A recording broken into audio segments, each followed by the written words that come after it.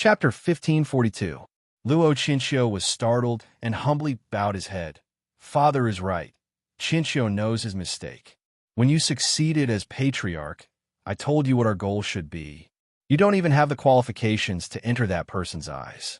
Yang Cheng is just a small interlude. Last time I wasn't here and you weren't killed by him. Now that I'm back, it doesn't matter if he comes or not. What can he do? Don't be a frog in a well and put yourself together with those mediocre people in the illusion, otherwise you'll always be an ant. Luo Qinxiu's eyes flashed with a trace of stubborn fanaticism, nodding. Qinxiu will never forget. Luo Changchun waved his hand and interrupted his son's scolding of his grandson. Sai Pingqiao, that's enough. Qinxiu is the patriarch. He's more dedicated than you were back then. I found out that he's been managing the family well these years. There's nothing bad about a big family. What's more, when you were his age, you didn't have his cultivation. Humph! Luo Pingqiao turned his head disapprovingly, lightly saying, I know you have to deal with Qianli and the others. I don't want to say anything more. Although he is my biological son, your biological younger brother, what to do is still up to you. You are the patriarch. You should know better than anyone else what the smart choice is. Luo Qinxiu was silent for a moment with a strange expression, silently bowed and said goodbye, then flew back to the Luo castle. After Luo Qinxiu left, Luo Pingqiao put the white pieces on the chessboard and walked back to the grass hut. Luo Changchun saw that he didn't notice and the defeat was already decided. He shook his head helplessly. Son, grandson, they're all better than this old man.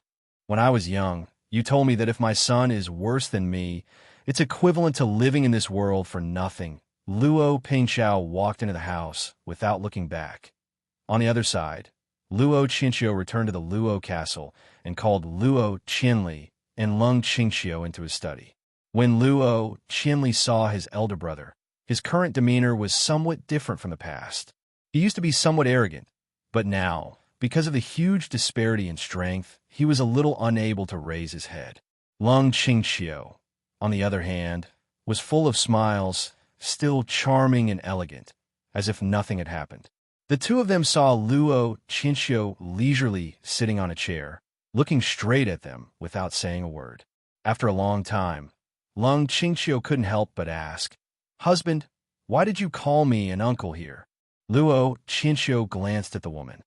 Hang, hide your place.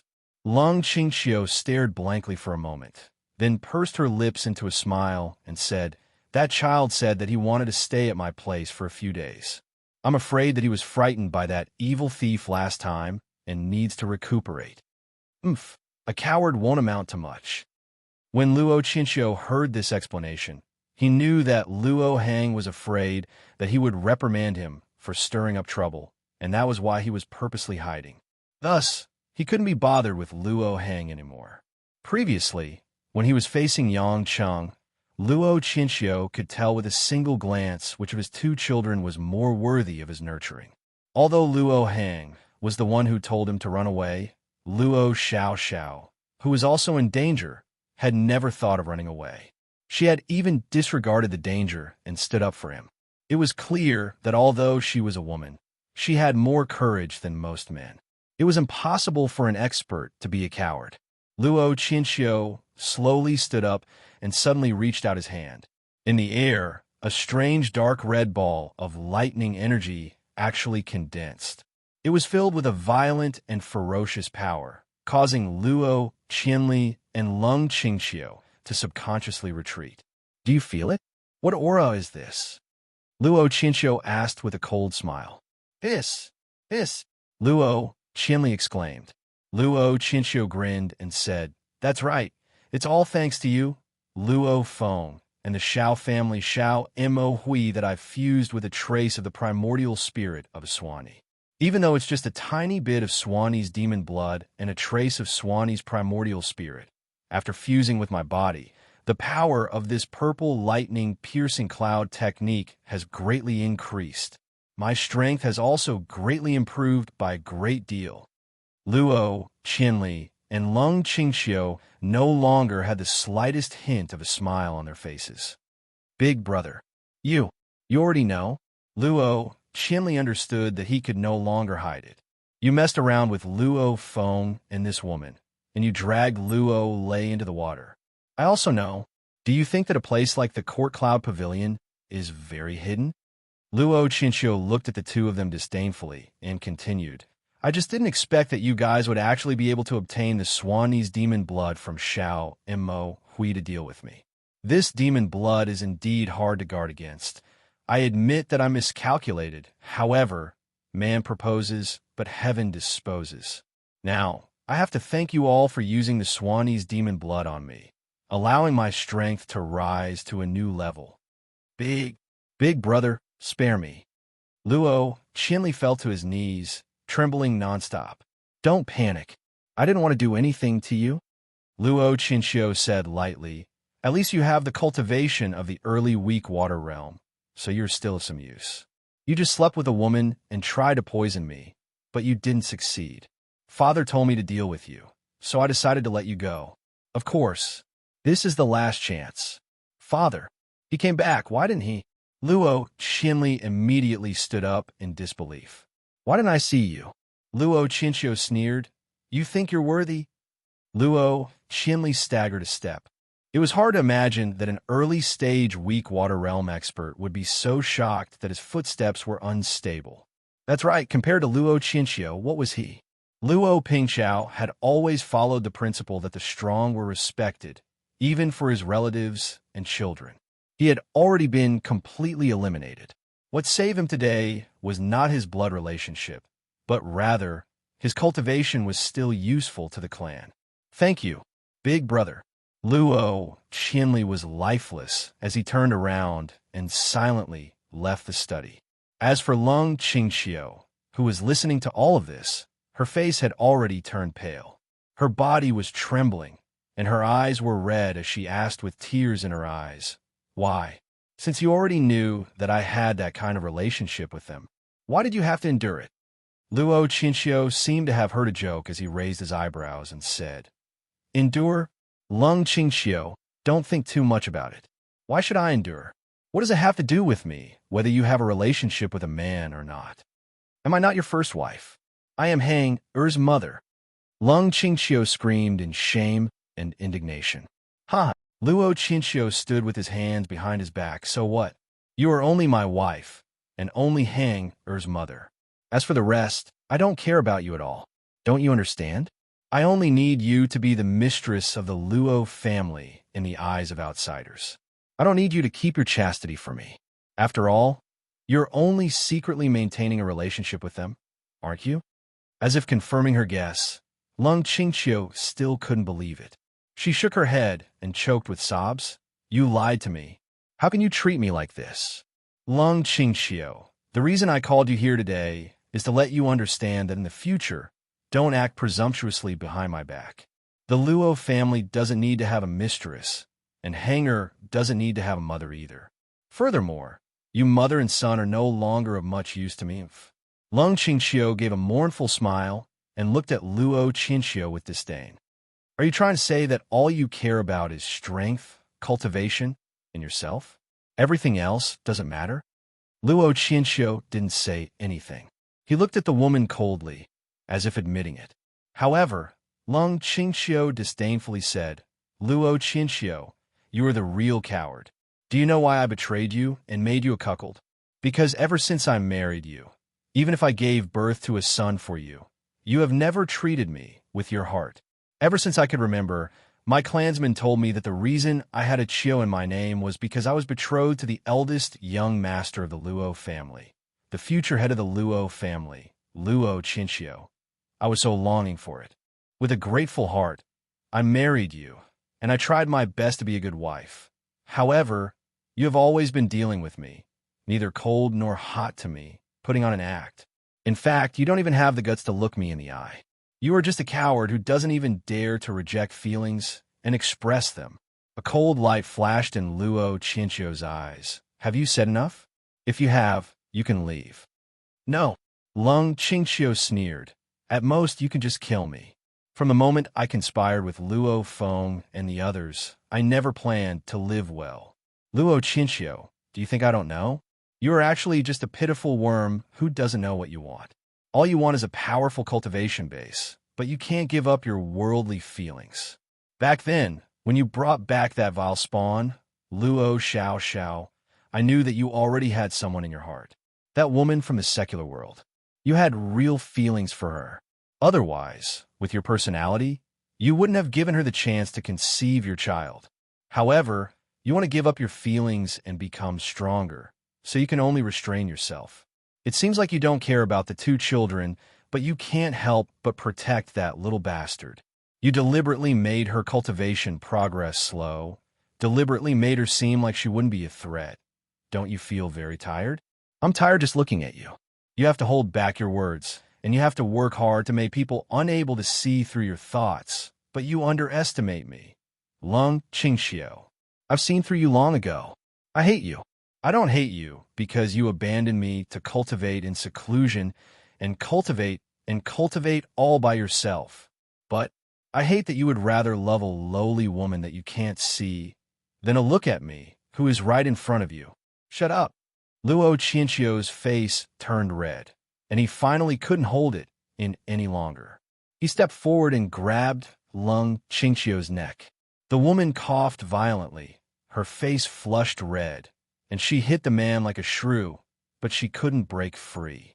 Luo Qianqiu realized that this woman couldn't die like this, so he loosened his grip and pushed her towards the door, angrily reprimanding. Get out. Don't challenge my patience. Cough, cough. Lung Qingqiu covered the burning pain in her neck and sneered. You're angry. Good. You finally use your true feelings to face me. Slowly straightening up, Lung Qingqiu had a complicated expression as she looked at Luo Qianqiu with tears in her eyes. After a while, she turned around and walked out of the study. Even if you don't put me in your heart, you can't deny that I'm the woman who understands you the best. Because when you think of that slut, my eyes and heart only have you. After a long time, the study quieted down. Luo Qianqiu took a deep breath. One of his hands trembled slightly as he took out a green jade pendant from his spatial ring and gently stroked it with his fingers on the jade pendant. There was a beautiful pear flower, vivid and lifelike, as if it was swaying in the wind. Chapter 1543. Early May, noon in London, England. South Canary Wharf by the River Thames. As the final of the UEFA Champions League was approaching, many of the world's rich and famous people flocked to London at this time.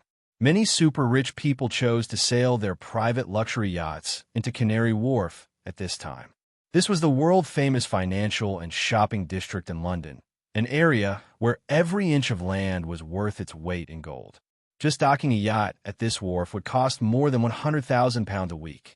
Of course, to these rich people, this amount of money might not even be willing to bend down to pick it up if it fell on the ground. The key was that the number of spots that could be docked here was limited. Anyone who could dock a yacht here was not only a symbol of wealth, but also a symbol of status. At this moment, in the middle of South Canary Wharf, there was a golden berthing spot that was the most convenient to the traffic arteries. A super yacht that overshadowed other luxury yachts was docked there majestically. On this supergiant luxury yacht, there were many missiles installed arrogantly, shining coldly under the sunlight. What made some of the other super-rich people even more depressed was that the owner of this yacht seemed to be disdainful of being together with other rich people. He directly booked the berthing spots on both sides of the yacht, keeping a large distance from the other yachts. This luxury yacht was Yang Cheng's toy, the Erebos. At Catherine's invitation, Yang Cheng brought his women and children to London to watch Hui Lin's important opening performance. At the same time, he also took the opportunity to watch the football match and accompany the women who had been busy with their cultivation to relax. As it was a family leisure trip, Yang Cheng did not forget to invite his mother Wang, Su Xin, and Min Wan. Of course, he also invited Hua Xia's mother, Guo Xuehua, as well as several mothers-in-law and fathers-in-law. Finally, the Kai sisters' mother, Jiang Shan, and Mo Qian's mother, Ma Guifang, Lu Mingyu's parents, Lu Qingshan and his wife, and Old Li and his wife also agreed to come along. Initially, These elders were more or less angry when they saw that Yang Cheng unknowingly had so many women around him.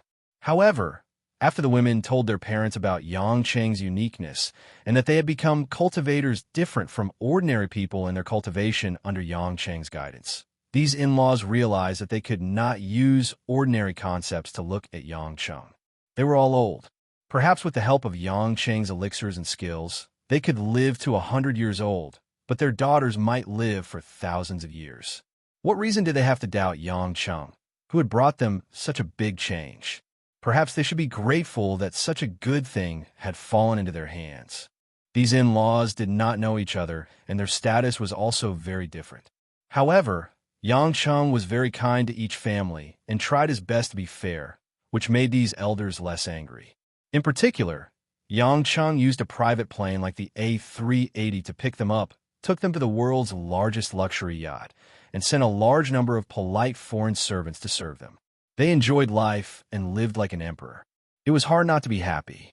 Even a Yanjing noblewoman like Jiang Shan and an underworld boss like Lu Qingshan were a little dizzy by this luxurious lifestyle. Not to mention old Li and his wife and Ma Guifeng, who came from the grassroots. They felt like they were dreaming.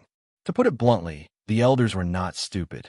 With Yang Cheng's strength, treating you as an elder and respecting you is already giving you face. After all, they were not his biological parents. If they were to pick on him and say that he was not, it would be too ignorant. Therefore, they did not think too much about it.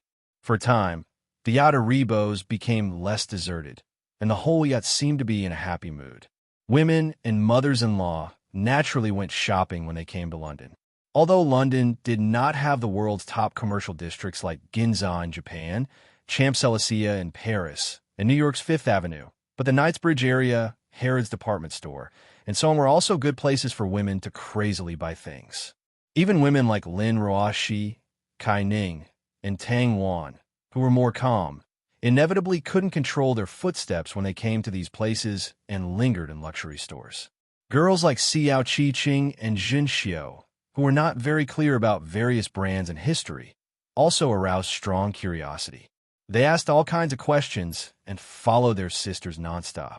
Guo Xiuhua, Jiang Shan, Lu Qingshan, and several other in-laws, after all, were of different ages, but they also became more and more intimate during shopping. Yang Cheng originally planned to accompany the women to shop, but he found that he could not get a word in at all. He was completely ignored by the women, so he simply sat in the dining area and accompanied Lan Lan to drink and eat snacks. After all, the chubby little girl was still young. Apart from the toy store, she had little interest in other things. Her mother and aunts would buy clothes for her. She was more interested in eating snacks and food from various countries. It just so happened that both father and daughter were foodies, so they ate happily. It was rare for Yang Cheng to let his daughter stay by his side instead of sticking to her mother. He was quite satisfied. Once a woman who was not short of money began to spend money, it would be immeasurable. On the third day, the women's space rings were a little full. They had no choice but to take out some of them and pile them on Yang Cheng's yacht Rebos. Fortunately, the yacht was designed to accommodate dozens of people. Yang Cheng felt that he had great foresight. Otherwise, he would not be able to live with more than a dozen women and so many things. This was already the fourth day in London. At noon, the enthusiasm of the women to go shopping finally subsided, and they stayed on the yacht to have lunch together. The dining area was set up on the top deck, and several tables were put together to accommodate more than 20 people, old and young, to sit comfortably. Although it was noon and the sun was shining, Yang Cheng found that several of his parents-in-law were wearing slightly thick coats. It seemed that the temperature was a little low for them. Such a momentary thought made Yang Cheng suddenly feel something strange. He asked Jane, who was sitting on the side, "Jane, the temperature in London during this season didn't seem to be so low before, right?" As a person who lived in London all year round, Jane was naturally very clear. She nodded and said, "Did you just realize it? In fact, in the past month, the temperature around the world has been dropping. It is reasonable to say that London should be about 15 to 18 degrees at this time, but now it is only about 10 degrees. 2 days ago, when you were shopping, I was watching TV on the yacht. The news reported that the global climate is abnormal. It seems that the greenhouse effect is no longer there, and it has begun to cool down. Even the glaciers at the poles have begun to strengthen gradually. Scientists are investigating the reason. Lu Qingshan, who was cutting the steak, said. Although Yang Cheng spoke to Jane in English, Lu Qingshan could still understand it. This was also a little surprising to Yang Cheng. This father-in-law of his who was involved in the underworld actually spoke good English and Russian. According to him, it was because he wanted to do business with the Russians that he had to learn it by himself. Yang Cheng smiled and said, Father-in-law knows a lot, as expected of the leader of the Azure Dragon Society. Stop flattering me. It's not loud at all. Lu Qingshan snorted lightly. Lu Mingyu chuckled and said, Dad, this is not flattery. You are very smart. My daughter didn't know that you could speak a foreign language before. Lu Qingshan shook his head and let out a long sigh, as if he was helpless against the younger generation's teasing. By the way, scientists don't know. Why don't you go and study it, Jane? Yang Cheng turned to Jane and said. It was originally a joke, but Jane nodded as if it was a matter of course. Actually, I discovered this strange phenomenon a long time ago. I have already asked Grace to collect data on global temperature changes and historical changes. I estimate that we can officially start to find the reason next week. Sister Jane, you are too abnormal. It seems like there is no field that you are not good at. Jinxiu stuck out her tongue. Her eyes were filled with admiration. Jane was already used to this kind of praise. In any group, there will inevitably be the most outstanding and the most mediocre in some aspects. This time, it just happened to be me, so my brain has many advantages. While they were talking, Yang Cheng's phone rang. He picked it up and took a look. It was one of his father-in-laws, Kai Yuncheng. He looked at Kai Ning, Choi Yun, and Jiang Shan strangely. They were all acting normal, as if they did not know anything. Hello, father-in-law. What can I do for you? Yang Cheng asked with a smile. Chapter 1544. Kai Yuncheng was a soldier, so he was straightforward with his words. There is no need for him to hide anything from his son-in-law, Yang Cheng. The envoy from Hongmeng wants to see you. The envoy from Hongmeng? Who? That absolute sword Taoist? Yang Cheng asked in surprise. As soon as he said this, all the women present looked over. The absolute sword Taoist and Ling Shuzi also came this time, but the envoy's name is Xian Jizi, an Earth Stage elder of Hongmeng, and he wants to see you in person. Xian Jizi? Yang Cheng repeated the name, but he didn't seem to have heard of it. Clang! Suddenly, a silver knife fell on the deck. The person who was holding the knife was Tang Wan. Tang Wan's expression seemed a little strange. She didn't react for a moment and let go of her hand. When she realized that everyone was looking at her, the woman smiled embarrassedly. Sorry, my hand slipped. Tang Wan avoided Yang Cheng's puzzled gaze and bent down to pick up the knife. However, the waitress quickly handed over a clean one and took the dirty knife away before Tang Wan could. Yang Cheng narrowed his eyes and smelled a subtle meaning, but his gaze didn't stay on Tang Wan. What did he say? Yang Cheng asked. Kai Yunxing smiled bitterly. Although I'm a general who has contact with Hongmeng, the envoy won't tell me what he wants to talk about. You should just give him a reply. Yang Cheng said directly, then tell them that I'm on vacation and not interested in talking about other things. Don't disturb my good mood. If he wants to find me, come to London, but I can't guarantee that he can go back. This is the territory of the sun god and the moon god. You brat. Although I already guessed that you would do this, but... Sigh. All right, I know that you're awesome now. If you want to do this, I can't stop you. I'll call you again if there's anything. Thank you, father-in-law. Yang Cheng chuckled and hung up the phone. Choi Yun said excitedly, Honey, is that my father?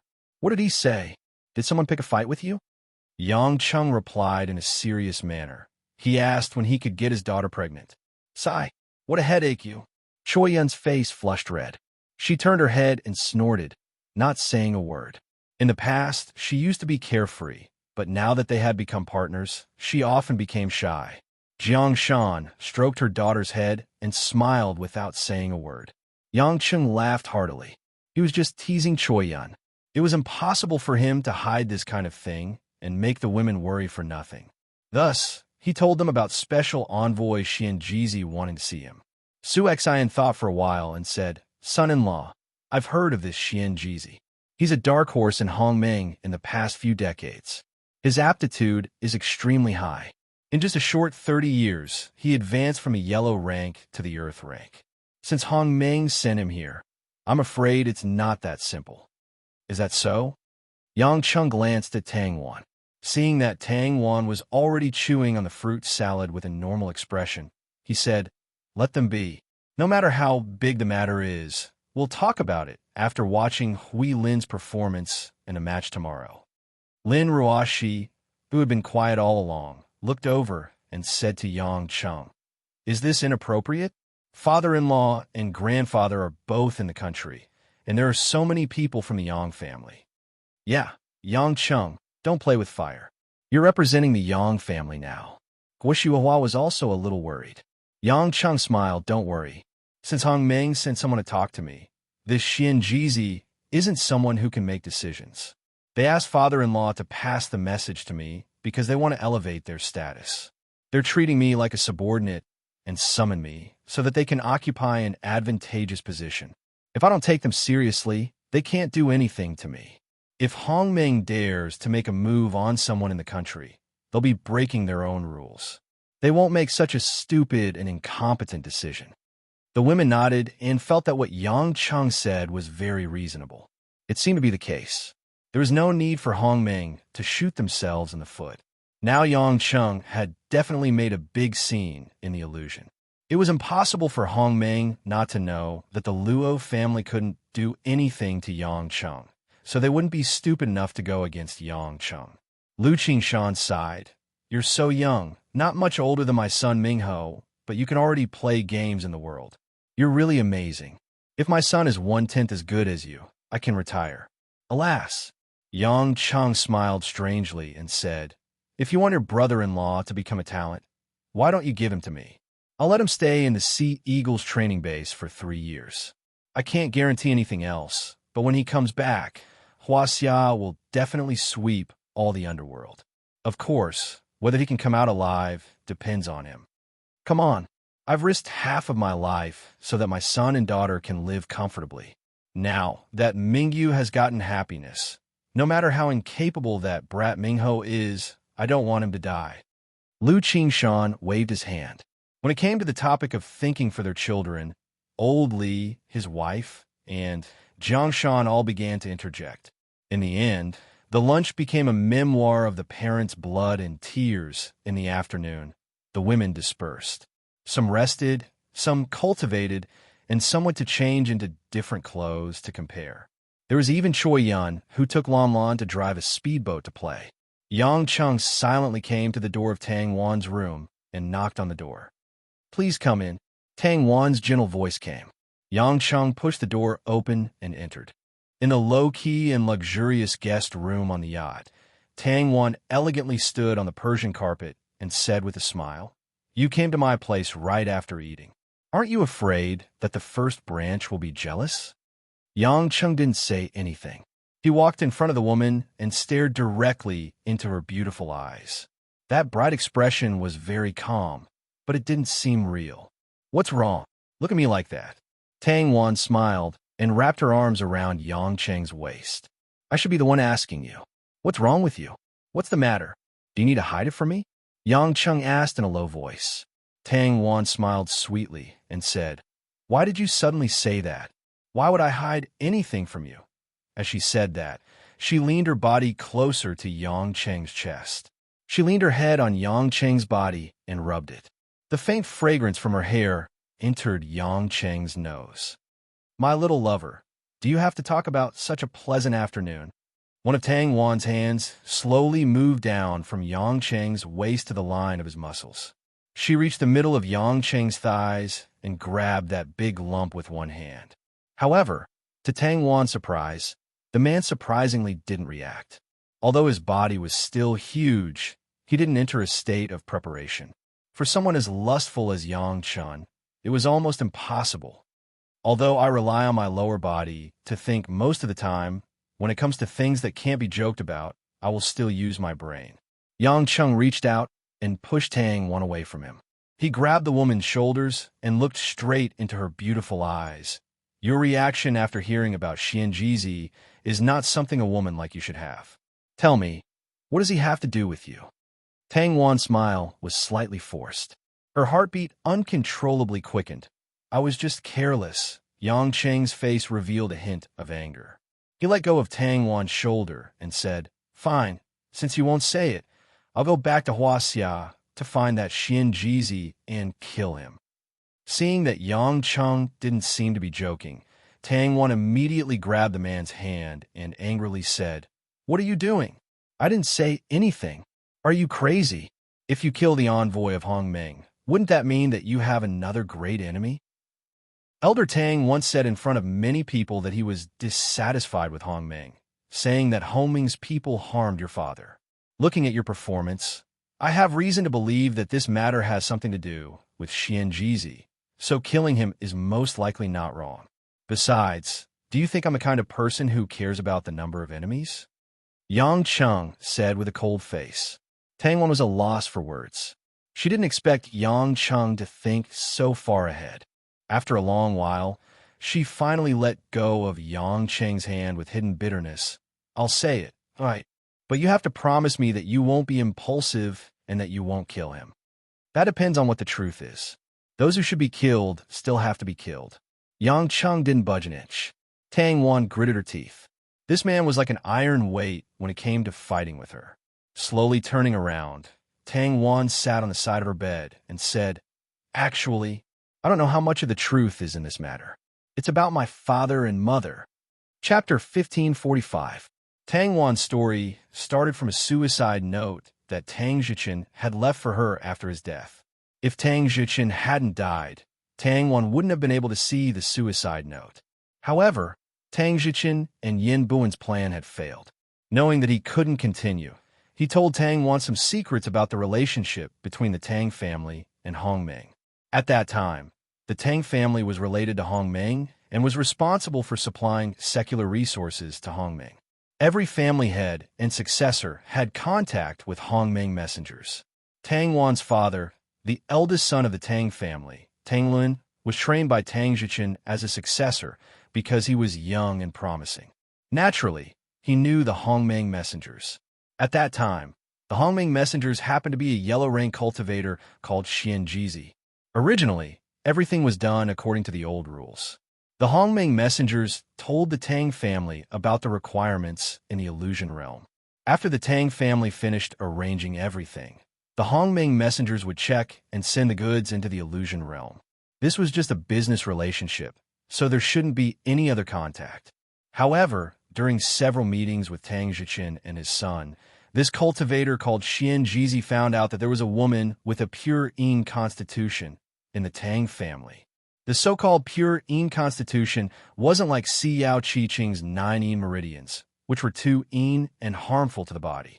On the contrary, women with pure Yin constitution were highly valued by cultivators because of the pure Yin Qi in their meridians. They were very suitable for cultivation. From the moment they were born, their bodies would unintentionally absorb pure Yin Qi, which made it easier for the pure Yin spiritual Qi in the world to approach them.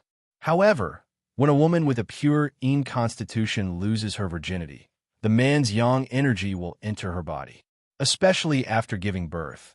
The pure Yin energy that has been accumulated in her body since she was young will be exhausted. Therefore, if a woman with pure Yin constitution was a woman with a pure Yin spiritual Qi, she would choose to be pure and have few desires. She would never have anything to do with men to avoid delaying her cultivation.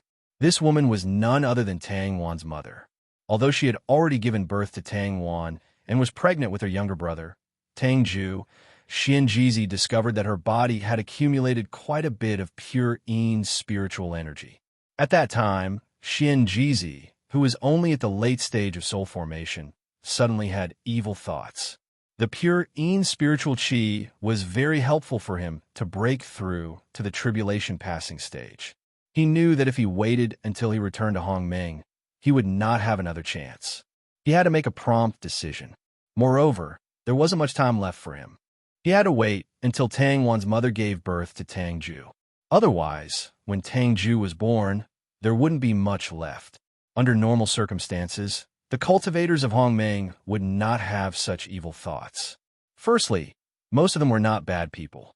Secondly, they were not brave. Thirdly, they might not have a way to absorb the pure, Yin spiritual energy.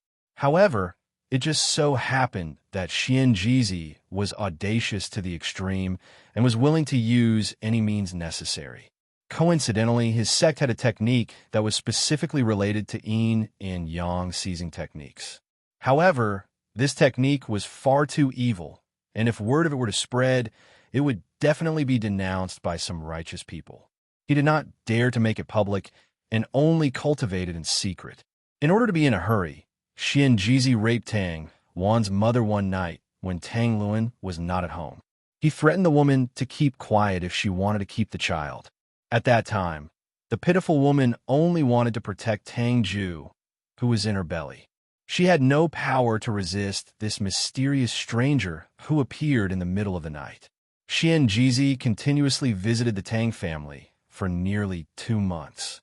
After absorbing more than 10 times, he finally absorbed all the pure Yin spiritual energy in Tang Wan's mother's body until there was nothing left. Because of this, Tang Wan's mother had a difficult labor. Both mother and child were almost lost. At that time, Xian Jizi had already returned to Hongmeng and replaced him with another yellow rank cultivator. Before leaving, Xian Jizi threatened Mrs. Tang that if she dared to speak of it, it would be bad for her and the Tang family. The Tang family was only Hongmeng's lackeys, so it was best for her to obediently pretend not to know anything. This threat was actually very effective. Xian Jizi's untraceable movements made the naive Mrs. Tang feel that the Tang family was no match for him. After all, she wasn't the head of the family or the heir, so she didn't know about Hongmeng's origins. For the sake of her husband, child, and family, Mrs. Tang had always buried this humiliation in her heart. However, Tang Luan was no fool. He still noticed his wife's strangeness, especially when she talked in her sleep during nightmares. It made Tang Luan realize that something was wrong. If her previous bad mood was due to her pregnancy, then why did it worsen after giving birth? She was always restless, and her nights as husband and wife also became very frightening. Finally, on a rainy night, Mrs. Tang could no longer control the pain in her heart. Under Tang Luan's patient guidance, she told him everything and cried bitterly for Tang Luan's forgiveness. When Tang Luan heard the whole story, it was like he was struck by lightning. It was like his soul had left his body. He went from shock to disbelief to anger and finally to frustration, helplessness, and heartache. Indeed, as Xian Jizi said, the Tang family was only a secular family. Even though they were one of the 4 major families, without their relationship with Hongmeng, they were far inferior to the Ning, Yang, and Li families. But his wife had suffered such humiliation when she was pregnant. As a man, a proud man who had received countless halos since he was young, Tang Luan felt that his whole world had collapsed. He didn't actually blame his wife, but he couldn't take revenge on Xian Jizi. He kept it in his heart and became neither human nor ghost. His mental state became more and more unstable. Tang Zhichen saw that his beloved son and his wife were gradually becoming completely different from before. He was worried, but he couldn't ask for the reason, until Tang Luan couldn't stand the torture and decided to leave. He killed his wife and himself. All these twists and turns were written in a suicide note by Tang Luan before he died. However, he didn't give it to Tang Zhichen. Perhaps, even though he wanted to commit suicide, he was filled with reluctance and hesitation until he finally broke down. When Tang Zhichen saw the truth, his personality changed drastically. Later on, he teamed up with Yin Boyan and crazily wanted to overthrow and take revenge on Hongmeng. Of course, the father and son of the Tang family had no idea why Xian Jizi would commit such a deranged act against Mother Tang. But no matter what the reason was, Xian Jizi destroyed Tang Luan and his wife, destroyed Tang Wan and her brother's childhood, and almost destroyed the Tang family. Tang Wan sat on the bed quietly and finished narrating her story. Her eyes were misty. I read about these things from grandfather's suicide note, but I didn't know if it was true because grandfather has lied to us too many times. Moreover, Hongming is a huge organization after all. I know I don't have the ability to verify anything, and I don't want you to go overboard because of this. I just didn't expect to hear about Xianjizi today, so I couldn't control myself. Although the woman said it calmly, Yang Cheng could still feel the waves in Tang Wan's heart. She actually believed it, but the other party was too special, so she had to endure it, humiliating a pregnant mother and causing the death of both parents. This kind of blood feud was too deep for a normal child to compromise. As Tang Wan's man, Yang Cheng's eyes were filled with murderous intent after hearing these things.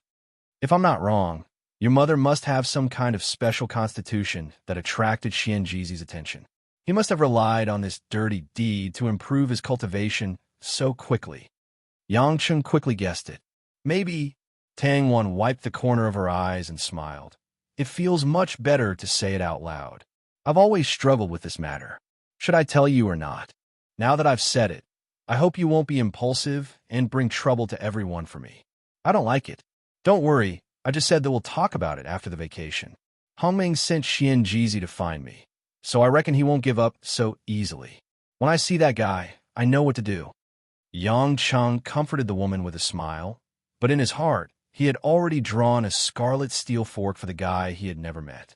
Hugging Tang Wan and comforting her for a while, Yang Cheng only left her room after making the woman laugh. He felt a little stifled, so he decided to go to the deck to get some fresh air. As soon as he reached the top deck, he discovered that Lin Ruoshi was sitting alone under a sun umbrella, drinking afternoon tea. Seeing Yang Cheng come up, the woman seemed to have known for a long time.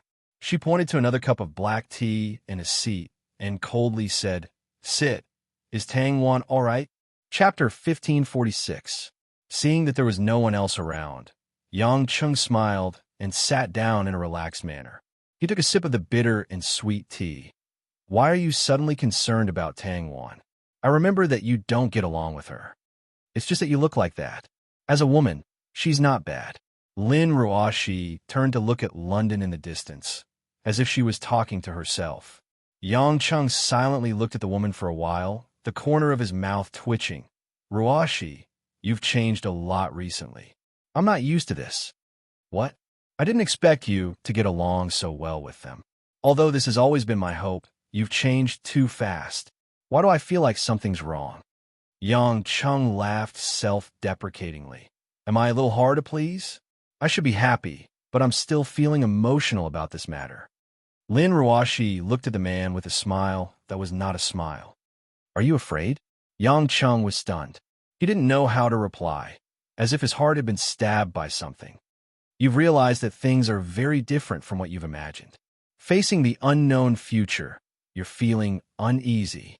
You feel that you can't understand me anymore, but you're afraid that I'll think that you're overly suspicious, so you're telling me this in such a relaxed tone." Lin Ruoshi's lips curled up as she looked at the man with sparkling eyes. Yang Cheng laughed dryly, feeling a little guilty. "Anyway, it's a good thing. If you don't want to tell me the reason, then forget it. I was worried that you wouldn't want to live with them, but now that I see you guys eating together and shopping together, I actually have to thank you." Lin Ruoshi looked at him deeply and said with a faint smile, "Actually, I just don't know how long this kind of life will last. I just want my life to be a little more peaceful and relaxed. If one day everything changes and I look back on this period of time, it's all quarrels and cold wars, and there's nothing left, wouldn't that be a pity? Why did you say that all of a sudden?" Yang Cheng forced a smile, his eyes trembling slightly. Lin Ruoshi didn't answer. She got up and walked to the stairs. "I'm going to play with Mom for a while. When you have time, go and find Lon Lon and Yonyan. Don't cause trouble again. It's not good if you break into another yacht like yesterday and get mistaken for a killer." Yang Cheng sighed. "All right, I understand, my dear wife. Time always flies when you're on a vacation." The next day, it was the day of the UEFA Champions League match. Yang Cheng took the girls and his family to the VIP room at Wembley Stadium, which had been booked in advance. Although most of the people present did not watch the match, they were more interested in the atmosphere of the match. Moreover, They were here to support Huilin. Catherine did her best to entertain everyone. This was the first time she met Guo. The queen maintained a close relationship with Guo without batting an eyelid. She stole a few glances at Yang Cheng, feeling rather pleased with herself. In a public setting, she appeared dignified and graceful, which made Yang Cheng feel a little amused. Before the match started, a performance kicked off. Under the spotlight of the entire stadium, Huilin appeared on the stage in a sporty attire, which was rare for her. Her mellow temperament and beautiful appearance were dazzling on the big screen. Huilin was no longer a young girl. With her powerful aura of an international superstar, she controlled the breathing of the audience and was brimming with confidence. Because she was going to sing an English song, and it was a majestic song, which was different from Huilin's singing style in the past. The girl had been practicing rehearsal for the past few days. Fortunately, Huilin's vocal range was extremely wide. The effect of her singing was surprisingly imposing and mellow at the same time. It was very special, and the fans in the stadium were pleasantly surprised. Amidst the deafening cheers, Huilin exited the stage and the match officially started. As soon as the performance was over, Huilin hurriedly ran into the VIP room. Naturally, everyone couldn't help but praise her. The girl's superstar demeanor was gone at this moment, and she was a little shy. Our Queen Lin is getting more and more popular. You must have made a lot of money for General Lin's entertainment company. Choi Yen joked. Not at all. My income is far from the other businesses of my sister's company. Huilin shook her head. She was still a little reserved when she saw Lin Ruoxi, but it was obvious that she hoped that Lin Ruoxi would acknowledge her hard work. Lin Ruoxi nodded at her. The performance was wonderful. Huilin's face instantly lit up, as if she had eaten honey. She finally breathed a sigh of relief. Initially, she was worried that Lin Ruoxi would still not give her a good attitude. After that, everyone sat down one by one, chatted happily, and began to watch the game. The final of this year's Champions League was between a team from the English Premier League and a team from the Spanish La Liga. The English Premier League team in blue obviously received a lot of support. However, the women in the VIP room did not particularly support any team. Even Catherine and Jane, the mother and daughter, supported the English team more because they were Welsh. Therefore, other than Lon Lon, who was more excited, the others did not pay much attention to the game. The chubby little girl had never played football before. Seeing so many people kicking and snatching the ball, she felt that it was too strenuous. Hence, she kept asking some ridiculous questions, such as why they didn't kill each other, why their strength was so small, a ball could only be kicked for such a short distance, and why they ran so slowly. Lin Ruoxi was holding her daughter and was very patient. She answered her one by one, although Lon Lon did not really understand in the end. After the end of the first half, it was halftime. At this time, at the entrance of the VIP room, a group of people dressed solemnly suddenly appeared. Yang Cheng, who was drinking a can of beer, frowned and turned his head to look at the door. The bodyguards at the door obviously did not intend to stop the group of high-ranking people.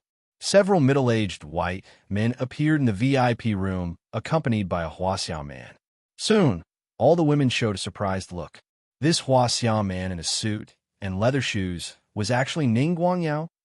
Lin Ruoxi glanced at Yang Cheng, indicating that she did not know about it beforehand. Catherine got up at this time and asked, Prime Minister Cullen, Mayor Boris, you guys came here together. Don't tell me you lack a VIP room to watch the game. I'm very sorry to disturb your majesty. The leading white man was Cullen, who was then the British Prime Minister. He said with a smile, it's because our good friend from England, Prime Minister Ning of Huaxia, just finished attending an event and wanted to come over to meet everyone and say hello, especially to Mr. Yang. Cullen naturally knew about Yang Cheng's background and even the relationship between Lin Ruoxi and Ning Guangyao. The British MI5 was not just for show. However, he did not know the real purpose of Ning Guangyao's visit. It was just that this matter involved Yang Cheng, so he had to be careful and not interfere too much. Prime Minister Ning really has eyes and ears everywhere. He came to London unknowingly and was able to find us in an instant, Catherine said sarcastically. She also had some understanding of Ning Guangyao. She had never met him before, but she did not think much of this man. Ning Guangyao smiled and did not retort. I've heard of Queen Catherine of Wales for a long time, but I didn't expect to be lucky enough to meet her today. She really lives up to her reputation. Actually, this time, I'm representing Huaxia to attend the International Emergency Conference held in London. It's about the strange weather phenomena that have appeared around the world in the past month or so. I just happen to know that my daughter, Ruashi, and her husband are here, so I came to meet them. This way, it was watertight, and it seemed that their relationship was very close. Prime Minister Cullen was very tactful. He took the mayor of London and a few others and made a gentlemanly excuse to go outside. After the outsiders left, Yang Chung said, "If you want me to meet the head of your Ning family, you can leave now. I'm not interested. If he wants to see me, come here himself." The smile on Ning Guangyao's face also disappeared, and he showed a hint of sorrow. "Yang Chung, do you have to be so unkind to me? In fact, we don't have much deep hatred. Although I've done some wrong things, I originally wanted you and Ruashi to be fine." As he said that, Ning Guangyao looked at Lin Ruashi with a pleading look, but the latter looked at the field and ignored him. Yang Chung sneered and said, "If you didn't have that relationship with my wife, do you think you would be able to live until now? If you have anything to say, just say it." Ning Guangyao was speechless, and it was inevitable that his heart began to burn. He was a dignified prime minister, but he was being ignored and ridiculed like this. He was even an errand boy, but he could only swallow his anger. "All right, then I'll be straightforward," Ning Guangyao said. "The head wants to talk to you about something. If you don't want to go to the illusion or go back to Huaxia, it's fine. The head is willing to talk to you through an online video call. He has very important information to tell you. If you don't listen, you'll regret it sooner or later." Chapter 1547. Although the illusionary realm was an independent space, it had been developed for tens of thousands of years. The experts in the illusionary realm already had a way to connect the network signals and other areas of the illusionary realm through some formations researched by their predecessors. Otherwise, they wouldn't be able to use the computer network in the illusionary realm. Yang Chung had already seen the internal situation of the hidden family and knew that the video communication Ning Guangyao mentioned would not be fake. "Is that so?" Yang Chung said expressionlessly. "All right, then connect the signal. I'll come and see him." Ning Guangyao felt a little proud in his heart. He felt that Yang Chung still had some fear and was worried that a disaster was about to befall him. "Then follow me out. Let's find a quiet place." "There are too many people here," Ning Guangyao said. "No need. Everyone here is my family and friends. There's no need to hide anything. Could it be that the master of the Ning family is afraid of being seen?" Yang Chung smiled. Ning Guangyao did not insist. He took out an exquisite tablet from his suit pocket and swiped on it for a while. It was obvious that the illusionary realm was prepared and quickly connected the signal. Ning Jingfeng's slightly slender face appeared on the screen. He was in his office. "Master, Yang Chung is here. I'll let him talk to you." Ning Guangyao maintained a humble smile. After all, that was the true leader of the Ning family who could make him lose everything at any time. Yang Chung took the tablet and frowned as he looked at Ning Jingfeng's appearance. Ning Jingfeng revealed a gentle and friendly smile. "I didn't expect it to be like this. Little friend Yang Chung, it's not easy to meet you." "Oh, so the master of the Ning family looks like this." Yang Chung muttered to himself. Ning Jingfeng did not know what Yang Chung meant. He laughed and said, "I'm in a hurry to see you because I have an important message to tell you. It concerns the safety of you and the people around you. Are you trying to say that I already have countless enemies and that a large group of people could come and take my life at any time?" Yang Chung said. Ning Jingfeng was stunned for a moment before nodding his head. "That's right. You are in imminent danger now. Not only can I let you know who your opponents are, I can also provide you with sufficient help." "No need," Yang Chung interrupted. "I promised to video call you, but I don't want to listen to your nonsense." Ning Jingfeng frowned. "Little brother Yang, what do you mean? You don't trust me?" "There's nothing to believe or not," Yang Chung replied. "I just want to take a look at what the head of the Ning family looks like.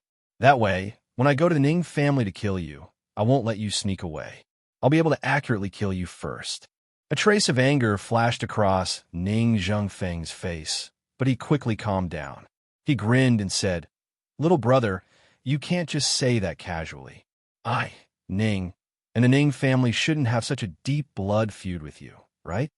My woman, Xiao Qi-Qing, her identity and whereabouts were all secretly leaked by you to the Luo family.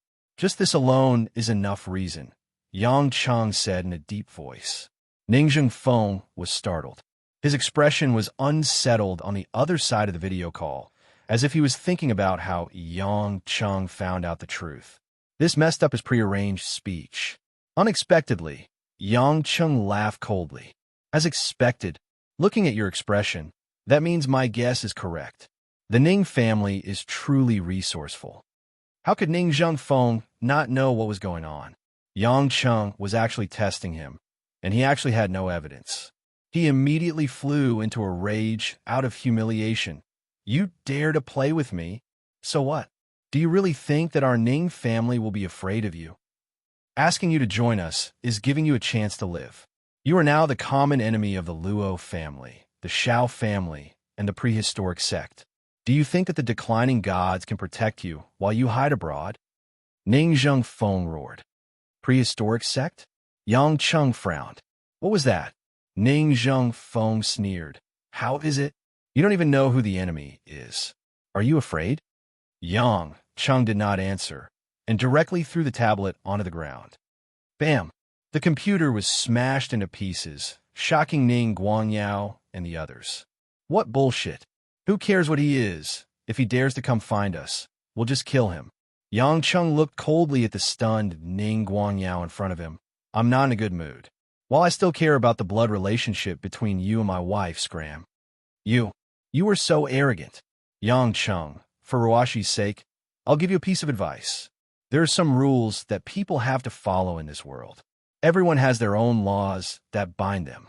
If you forcefully act recklessly and break the rules, you will become the target of public criticism.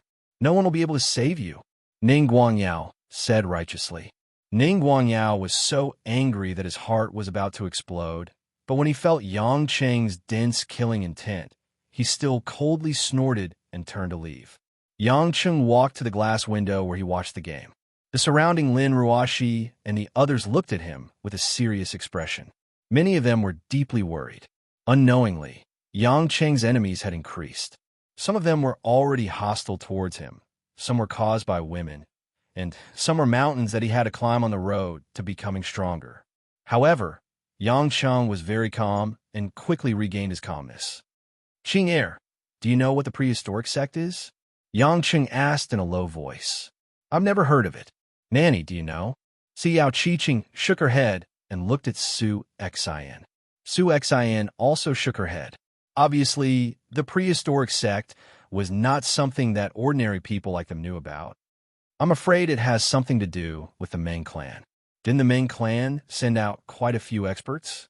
Moreover, it seems to be just the tip of the iceberg," Qiang Wei calmly analyzed. Yang Cheng nodded. He also had this guess. "Hubby, are you really going to kill the Ning family as well?"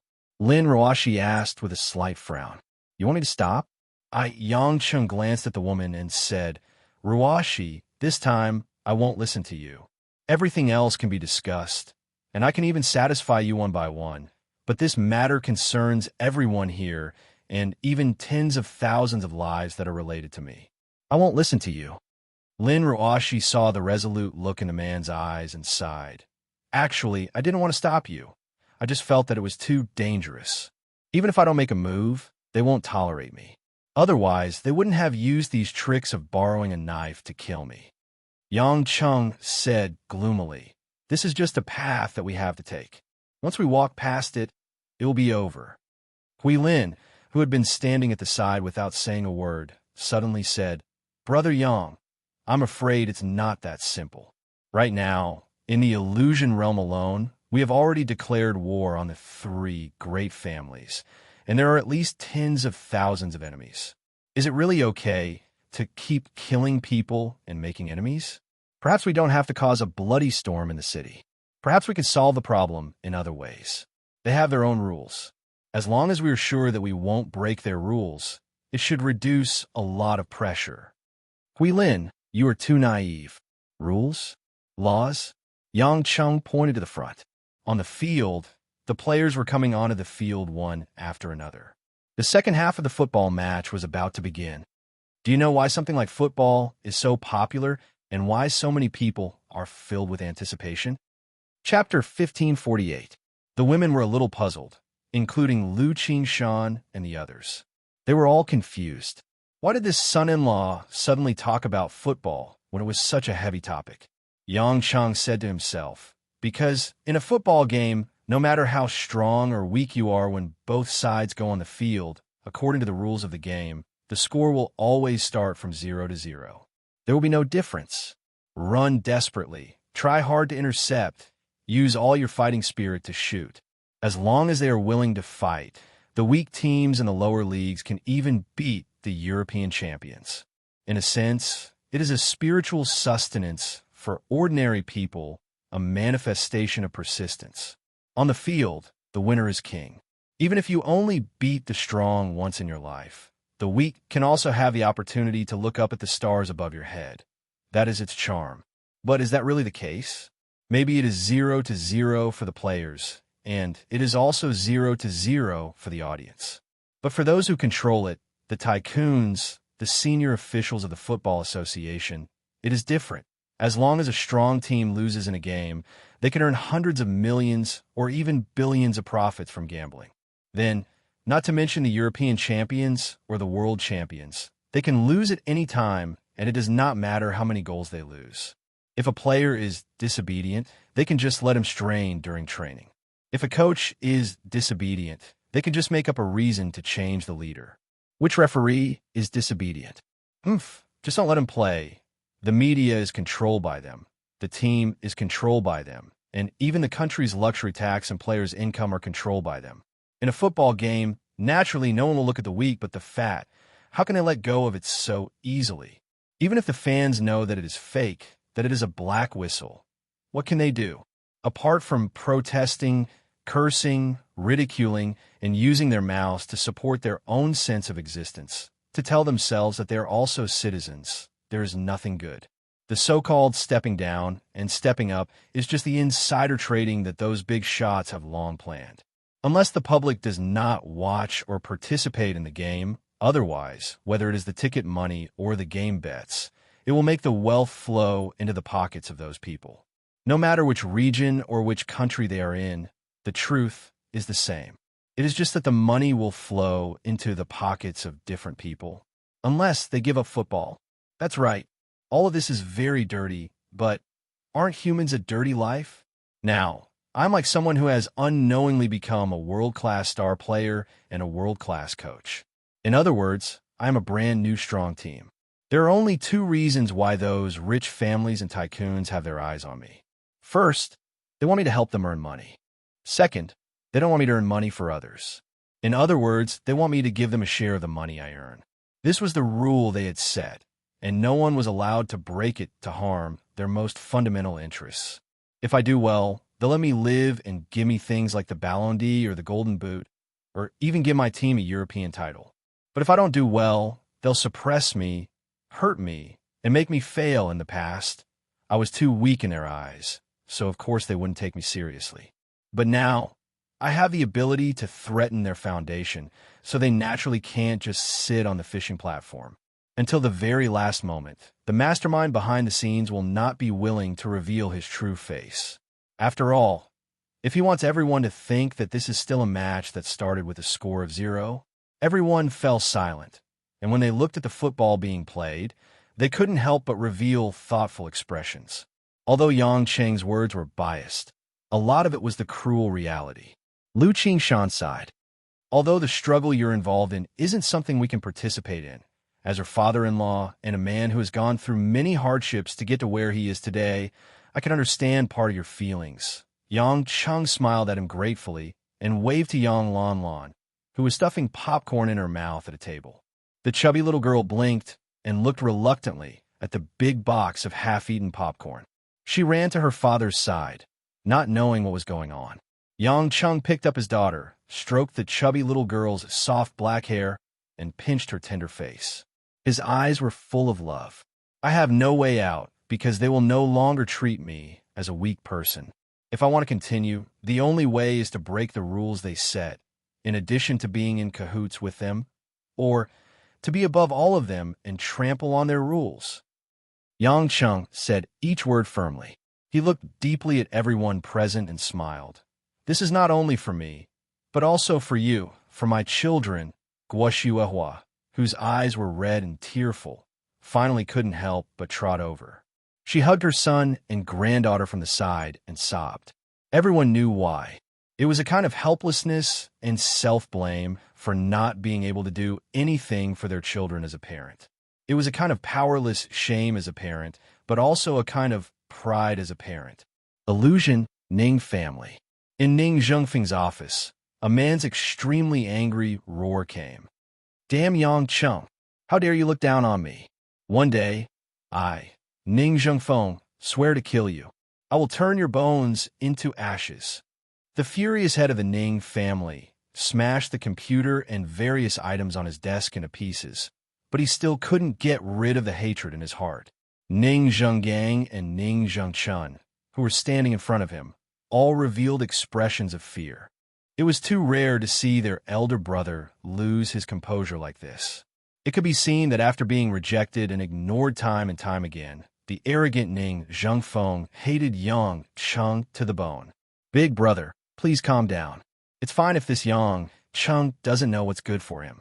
In any case, we have to fight against the Luo family, the Shao family, and the prehistoric sect. When the time comes, it doesn't matter who dies. We have plenty of opportunities to add insult to injury. Ning Zhenggang frowned and said, there hasn't been any news about the prehistoric sect for more than 1,000 years. I heard that many elders in the clan don't even know of its existence. I didn't expect that kid Yang Chun would even lure this almost forgotten monster out. He really brought this upon himself. Ning Jingfeng's face was overcast. He narrowed his eyes and took a deep breath before saying, Fourth brother, go and contact Ning Guangyao and tell him that all cooperation with the Yang family in the secular world has been terminated. He has started to stand on the opposite side of the Yang family in Yangcheng and is ready to be dealt with at any time. In addition, help me send a letter to the Luo family and the Shao family. Tell them that our Ning family has a global vision and will help them accurately track the whereabouts of Yangcheng and the people around him. If you need anything, just say it.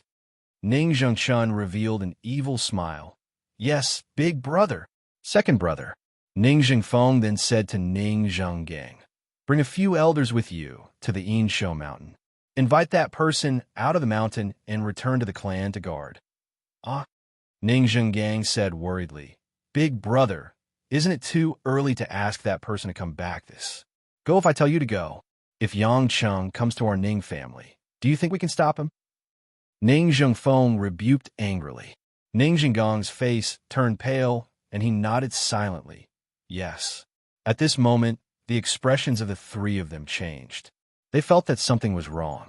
Ning Zhengfeng was the first to turn into a shadow and rush out. Ning Zhenggang and Ning Zhengchun followed closely behind. At this moment, in the southern part of the Ning family, in the sky above a lush green forest, dark clouds began to roll and thunder rumbled. It was as if countless thunder beasts had gathered in the sky, and the sound of thunder shook the heavens. Many of the Ning family's cultivators and elders flew out from their residences.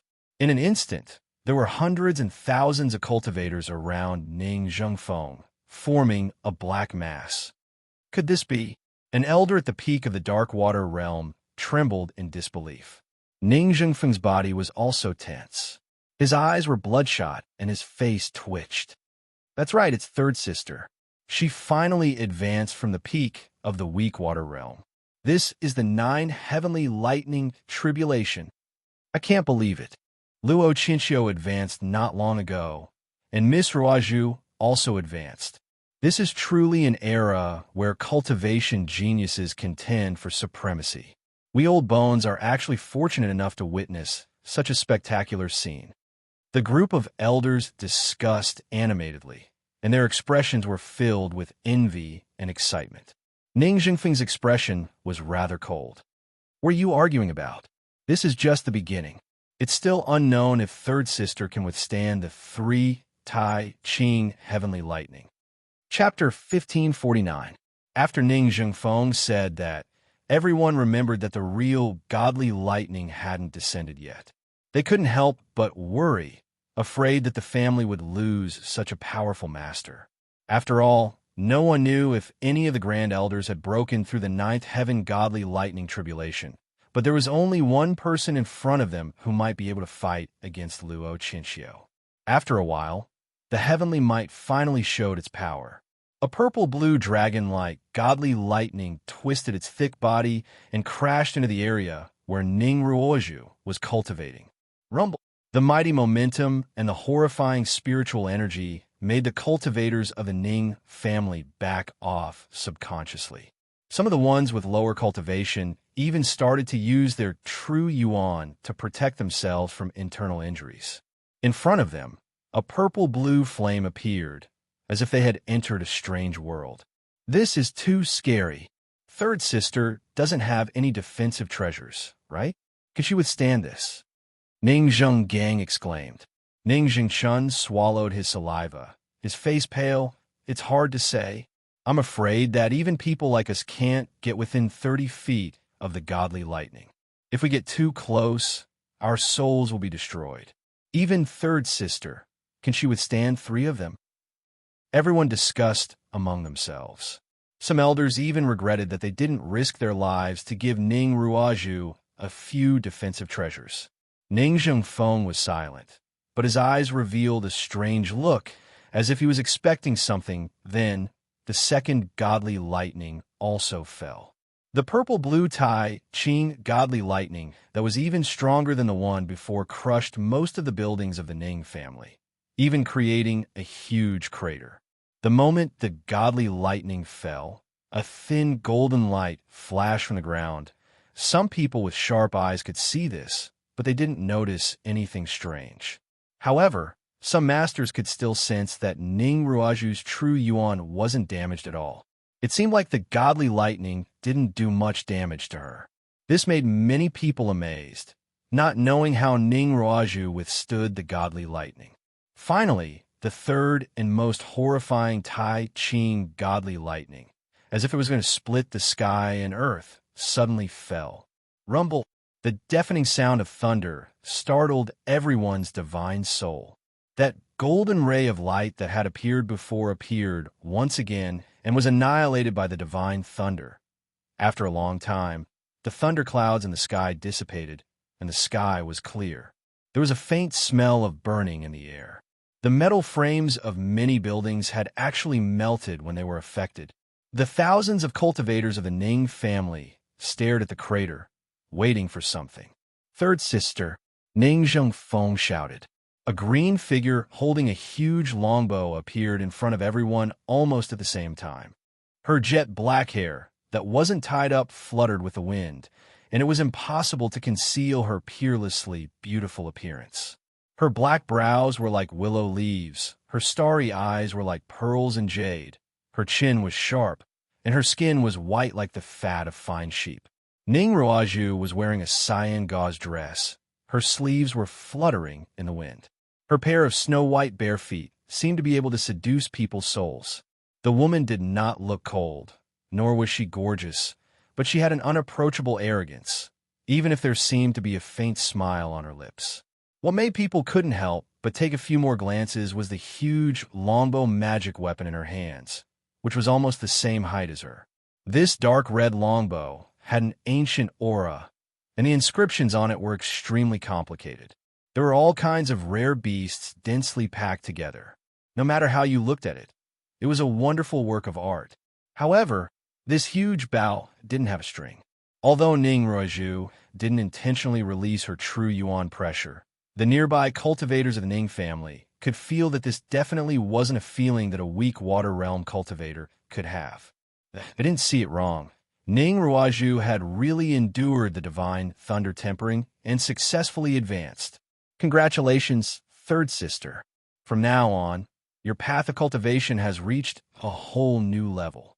In the future, it will be hard for you to meet your match in the illusion realm.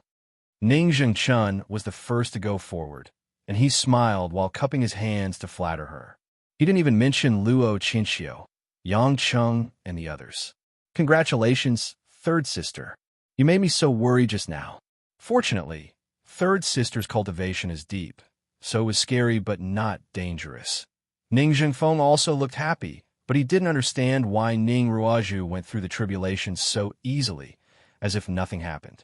Ning Ruozhu lightly snorted indifferently and elegantly stroked her hair that was slightly messed up by the wind. If brother sincerely congratulates me, then I will accept it. Ning Zhengfeng felt a bit guilty being glanced at by Ning Ruozhu's soul-piercing gaze, but he still maintained his smile. Third sister, you really know how to joke. Your biological sister advanced. How could I be jealous as your brother? You underestimate me, Ning Zhengfeng. Ning Zhengfeng laughed. Today, our Ning family will celebrate. From now on, with third sister here, that Luo Qinxiu won't be able to be arrogant anymore. The entire Ning family was also in jubilation, and their morale was boosted. The feeling of being suppressed by the Luo family also disappeared. However, Ning Ruozhu didn't have much of an emotional fluctuation, as if the person who broke through wasn't her, but someone else. The woman put the dark red bow into her spatial ring and muttered to herself, Luo Qinxiu. Who does he think he is? At the same time, Yang Cheng and the rest who were in London just finished watching the match. They weren't interested in the final award ceremony, so they planned to return to the yacht. Ning Guangyao didn't appear again. He really did come to London this time to attend an emergency international conference. The global cooling situation this time already attracted the attention of all the major countries in the world. At least the leaders of the G20 had already gathered in London with experts from various countries to discuss and research countermeasures. The main reason why they chose to hold a conference in London was because Jane was also in London. After watching the match, Jane even went to attend the conference as the leader of the Royal Science Society's experts from England's side. However, as Jane said before, she hadn't collected enough information yet.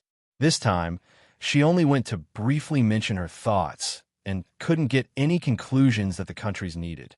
After Yang Cheng returned to the yacht with the women, he was about to return to the Mediterranean Sea, but he suddenly received a call from Yang Gongming. Kid, you're always so stubborn. Can't you change it? Yang Gongming seemed to be a little dissatisfied on the other end of the phone. Yang Cheng was stunned. Old man, speak clearly. What's there to be unhappy about? At least talk for a while. You directly rejected the special envoy from Hongming, and now they're looking for our Yang family. You want an old man like me to stay at home? How am I going to entertain them? Xin Jizi to our home? A cold light flashed in Yang Cheng's eyes. He didn't expect this guy to really refuse to give up, and even want to look for Yang Gongming to call him. He couldn't help but frown.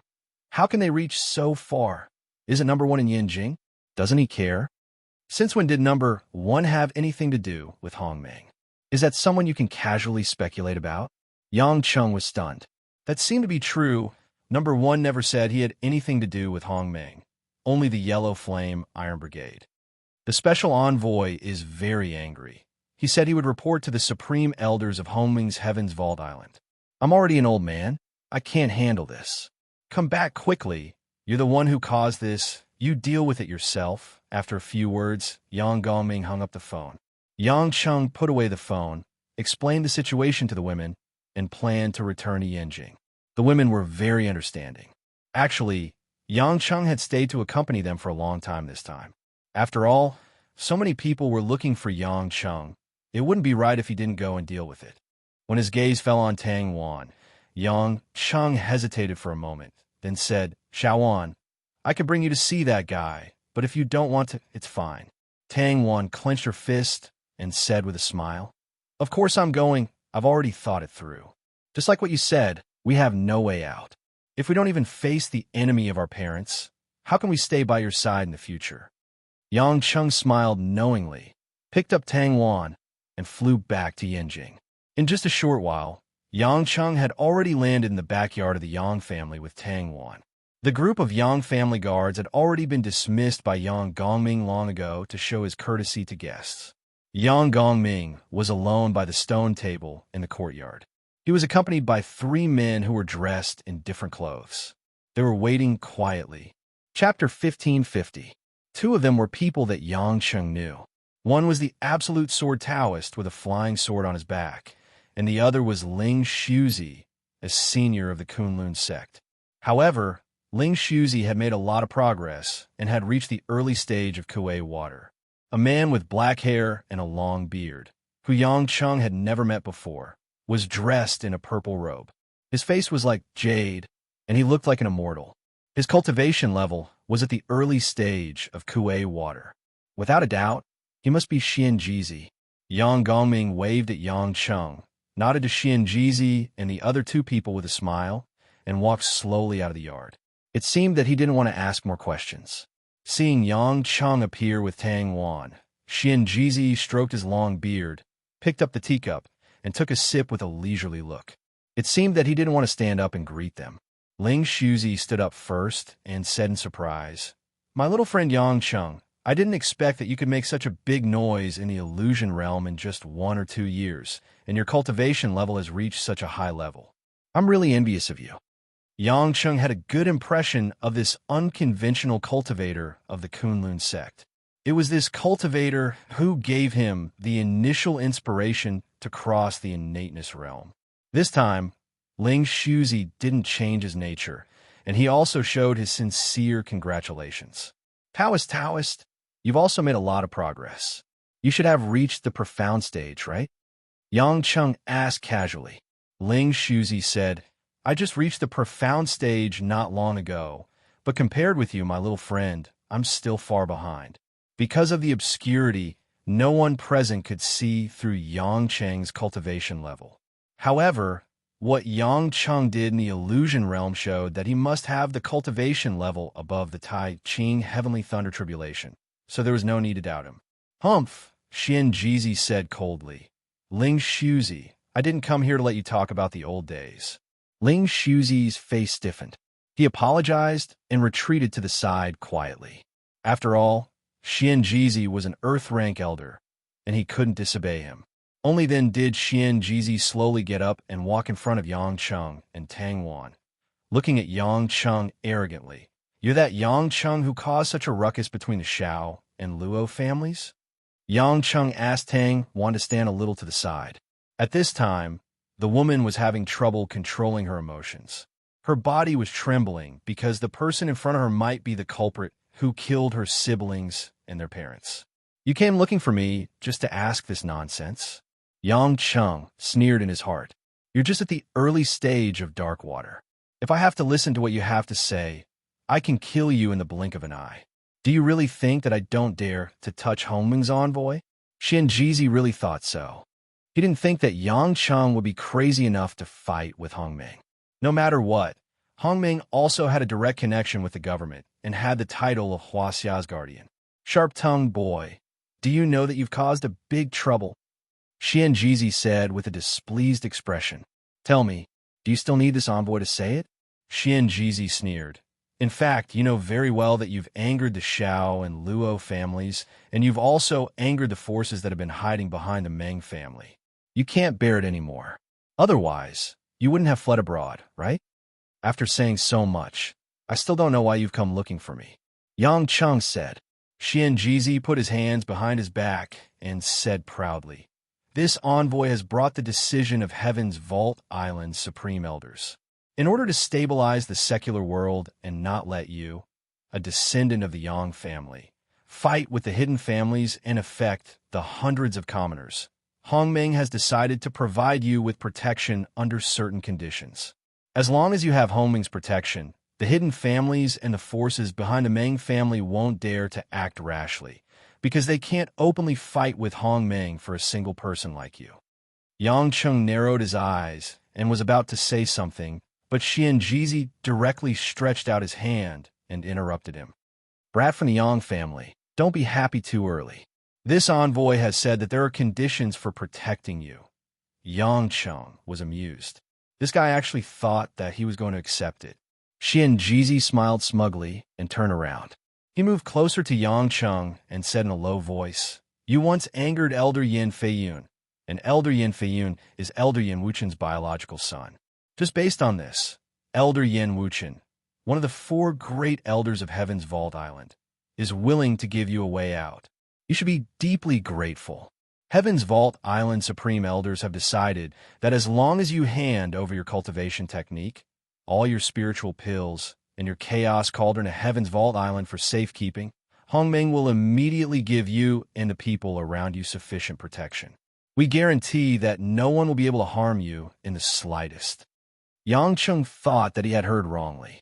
After confirming that there was nothing wrong with his ears, he couldn't help but laugh maniacally. "What are you laughing at?" Xian Jizi felt that something was wrong. Shouldn't he be struggling to make a decision now?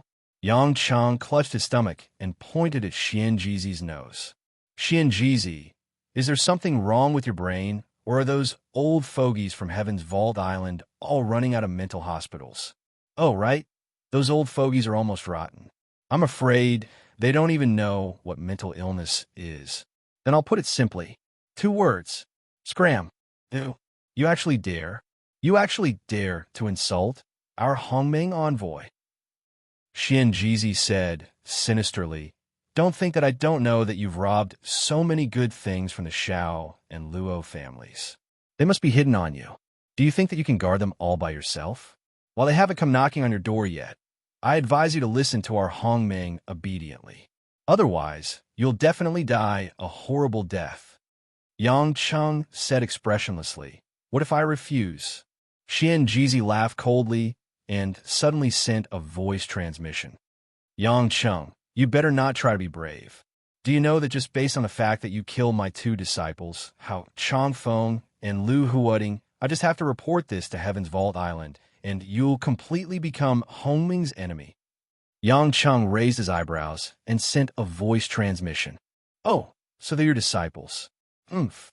Do you think that you've done it flawlessly? Previously, you used the mystic water-flying sword in the Yang family. This was seen by many people. This envoy has only asked around for a bit in the past 2 days, and I already know the various reasons. If you obediently give me some elixirs, then I'll consider helping you hide this matter. Otherwise, not only will you have to face the Xiao and Luo families, but you'll also have to face Hongming's sanctions." In the end, he still wanted to secretly extort a sum of money. Yang Cheng felt that there was no longer a need to continue this topic. He directly said, "Then do you think that what you've done is flawless? Do you remember the pregnant woman who was defiled by you in the Tang family? The Absolute Sword Taoist and Ling Shuzi, who were behind them, were somewhat puzzled. What were these 2 talking about?" As expected, Xian Jizi's pupils shrank, and then he flatly denied, "I don't know what you're talking about." Tang Wan, who had been paying attention to the changes in Xian Jizi's expression, had already confirmed it. Her eyes immediately filled with tears as she looked at him with incomparable hatred. Her killing intent grew stronger and stronger. "I don't plan on asking you to admit it. In any case, no matter what, you're going to die today." Yang Cheng's aura suddenly changed, and he instantly released a tyrannical, true essence pressure. It was as if a mountain had suddenly pressed down, completely suppressing Xian Jizi. Using crooked methods to suck away a pregnant woman's pure, spiritual energy and threaten a weak woman, you really deserve to be called Hongming's envoy. Xian Jizi staggered back 2 steps in fear. His face flushed red as he shouted, "What nonsense are you talking about? Are you crazy? You dare to make a move against this envoy?" Even the Absolute Sword Taoist and Ling Shuzi, who were behind him, began to be shocked. They didn't expect Yang Cheng to be so unscrupulous. "Yang Cheng, my little friend, don't be impulsive. Elder Xian Jizi is the envoy. Killing him is not a joke. You're in danger right now. If you have something to say, let's talk it out. This is an opportunity to cooperate with Hongmeng." Ling Shuzi immediately shouted, "There's no need for that." Yang Cheng sneered, "The Xiao clan and the Luo clan have fought with me for my elixirs and mystical artifacts. Hongmeng, These old bastards sent this idiot over. They want to take away all the treasures from me without spending a single soldier, and they even want to have a sanctimonious reputation. In my opinion, they're even worse than the hidden families. After saying that, Yang Cheng's big hand suddenly enveloped Xian Jizi's head. Xian Jizi was forcibly pressed down by Yang Cheng's true essence pressure. He couldn't resist, and his whole body was extremely stiff. Yang Cheng injected a stream of chaotic energy into his body and went straight into his dantian. Like a powerful suction vortex, it quickly devoured and absorbed his true essence like a flood opening a floodgate. Xian Jizi was in so much pain that he wanted to die. It was as if the flesh in his body was being cut off inch by inch.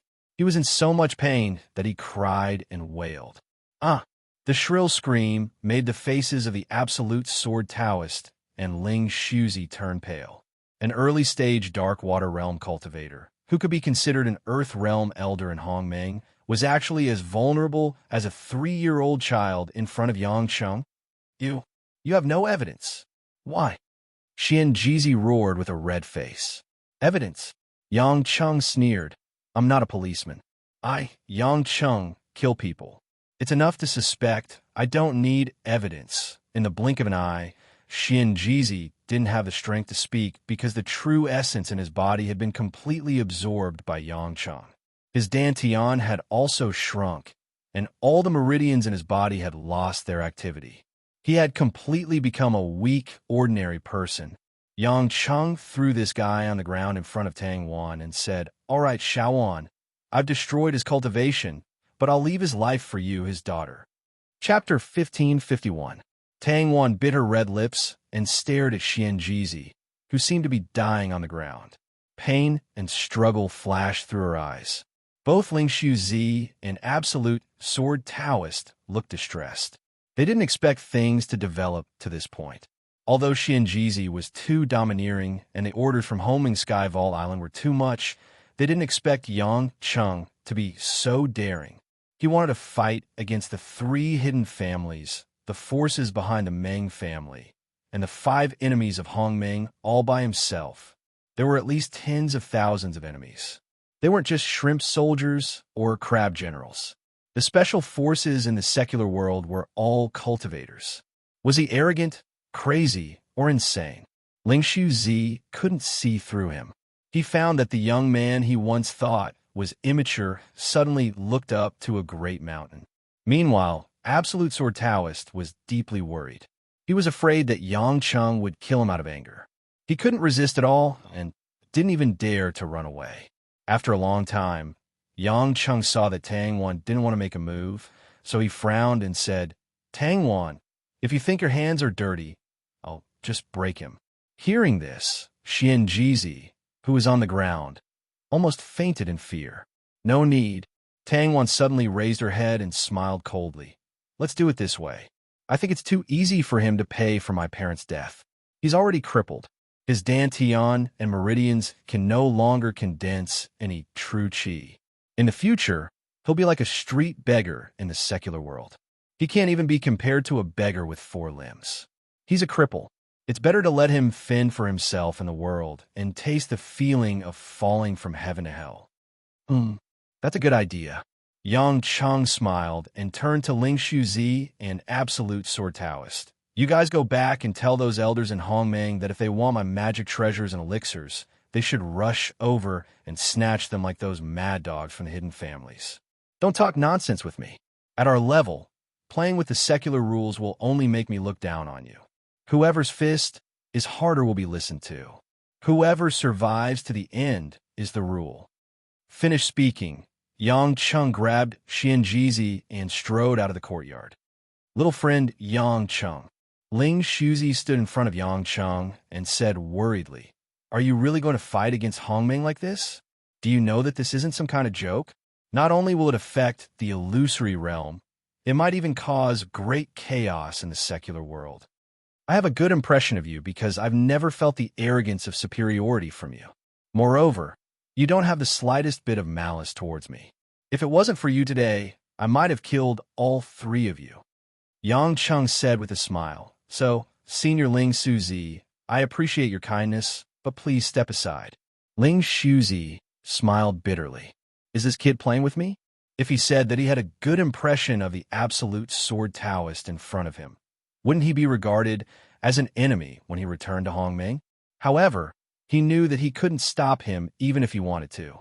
He looked at Xian Jizi helplessly, but there was nothing he could do about Xian Jizi's pleading eyes. After Yang Cheng took Xian Jizi out of the courtyard, he found a few guards of the Yang family and ordered them to throw Xian Jizi to the most prosperous commercial district so that he could experience the sufferings of the human world. Hongming wouldn't want a useless person, so Ling Shuzi and the absolute sword Taoist wouldn't take him back. Tang Wan didn't have any objection to Yang Cheng's decision.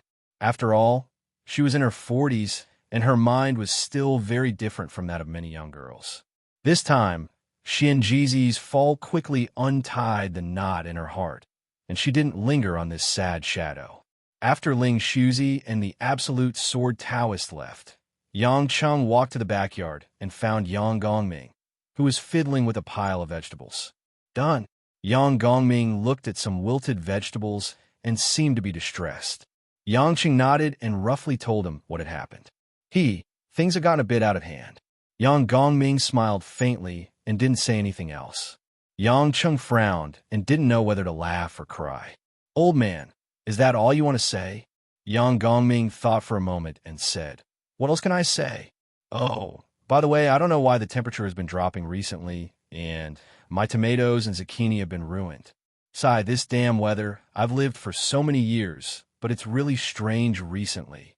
Yang Cheng touched his forehead and felt that this old guy was getting better and better at pretending. He asked directly, Hey, when Hongming receives the news, there may be no place for me in the whole of Huaxia. Do you want to go abroad with me? If you want to bring someone else, I don't mind. Yang Gongming turned around and looked at Yang Cheng with a smile. Go abroad? Why? Aren't you talking nonsense? Of course. I'm afraid that they will catch you to threaten me. Whether it's with the hidden family, Hongming, or the Meng family, I've always been clear. That's a personal battle between them and you. I didn't say that they're the enemies of the Yang family. They also didn't do anything to the Yang family, right? Yang Gongming said. That was in the past. When a dog is anxious, it will jump over a wall. Yang Cheng said seriously. Yang Gongming shook his head and said calmly, Even if that's the case, I won't go anywhere. I will always stay in the Yang residence. Why do you have to do this? It's not the time to be a hero. Yang Cheng didn't understand. As long as there is no news of the patriarch, I, Yang Gongming, am still the patriarch of the Yang family. Your great-grandfather handed this place to me. Not only this residence, but also the thousands of people under the Yang family. If I escape, what will they think? The more critical the situation is, the more I should stay here because I have to be worthy of their trust. As for you, whether you live or die outside, it's all fate. It's not like our Yang family has never been without a generation. I've already let it go. After saying that, Yang Gongming carried the small iron hoe and went around to his small vegetable garden. Yang Cheng wanted to curse this old man for not knowing what's good for him, but he also felt that this old fox wouldn't do anything he wasn't sure of. Up until now, it seemed that Hongming and the hidden family really didn't do anything to the Yang family. They were all targeting him and the women around him. Things might not be as simple as he thought. Since Yang Gongming didn't want to leave, Yang Cheng didn't persuade him. After looking for Tang Wan, he planned to bring her back to the Mediterranean Sea. However, Tang Wan missed Tang Ding and wanted to get together with her daughter before going back to the Tang family to see her family. Yang Cheng naturally didn't have any objections. If Tang Wan wanted to go back to the island, she could always use a private plane. However, just as Yang Cheng was about to return, his phone vibrated. It was a message from Hanya, who was pretending to be Mengyu. Master, there's a strange group of people looking for you. Hanzhong's Meng residence. Yang Cheng grinned. Sure enough, they still came. Although it was a bit later than expected, it was better than suddenly coming in the illusion and not being able to take care of him. He had already learned from Ning Zhengfeng that behind the Meng family was the organization called Prehistoric Sect. So, Yang Cheng was looking forward to the other party situation. After informing Tang Wan, Yang Cheng went to Hanzhong's Meng residence. At this moment, in the back hall of the living room in the center of the Meng residence, Hanya was standing in the middle of the hall, facing several unfamiliar people of the Meng family. Hanya had used these days to replace many of the main managers of the Meng family with her own jonin of Yamata sect, and she was very familiar with the role of Mengyu. At this time, she had the usual nervous look of Mengyu.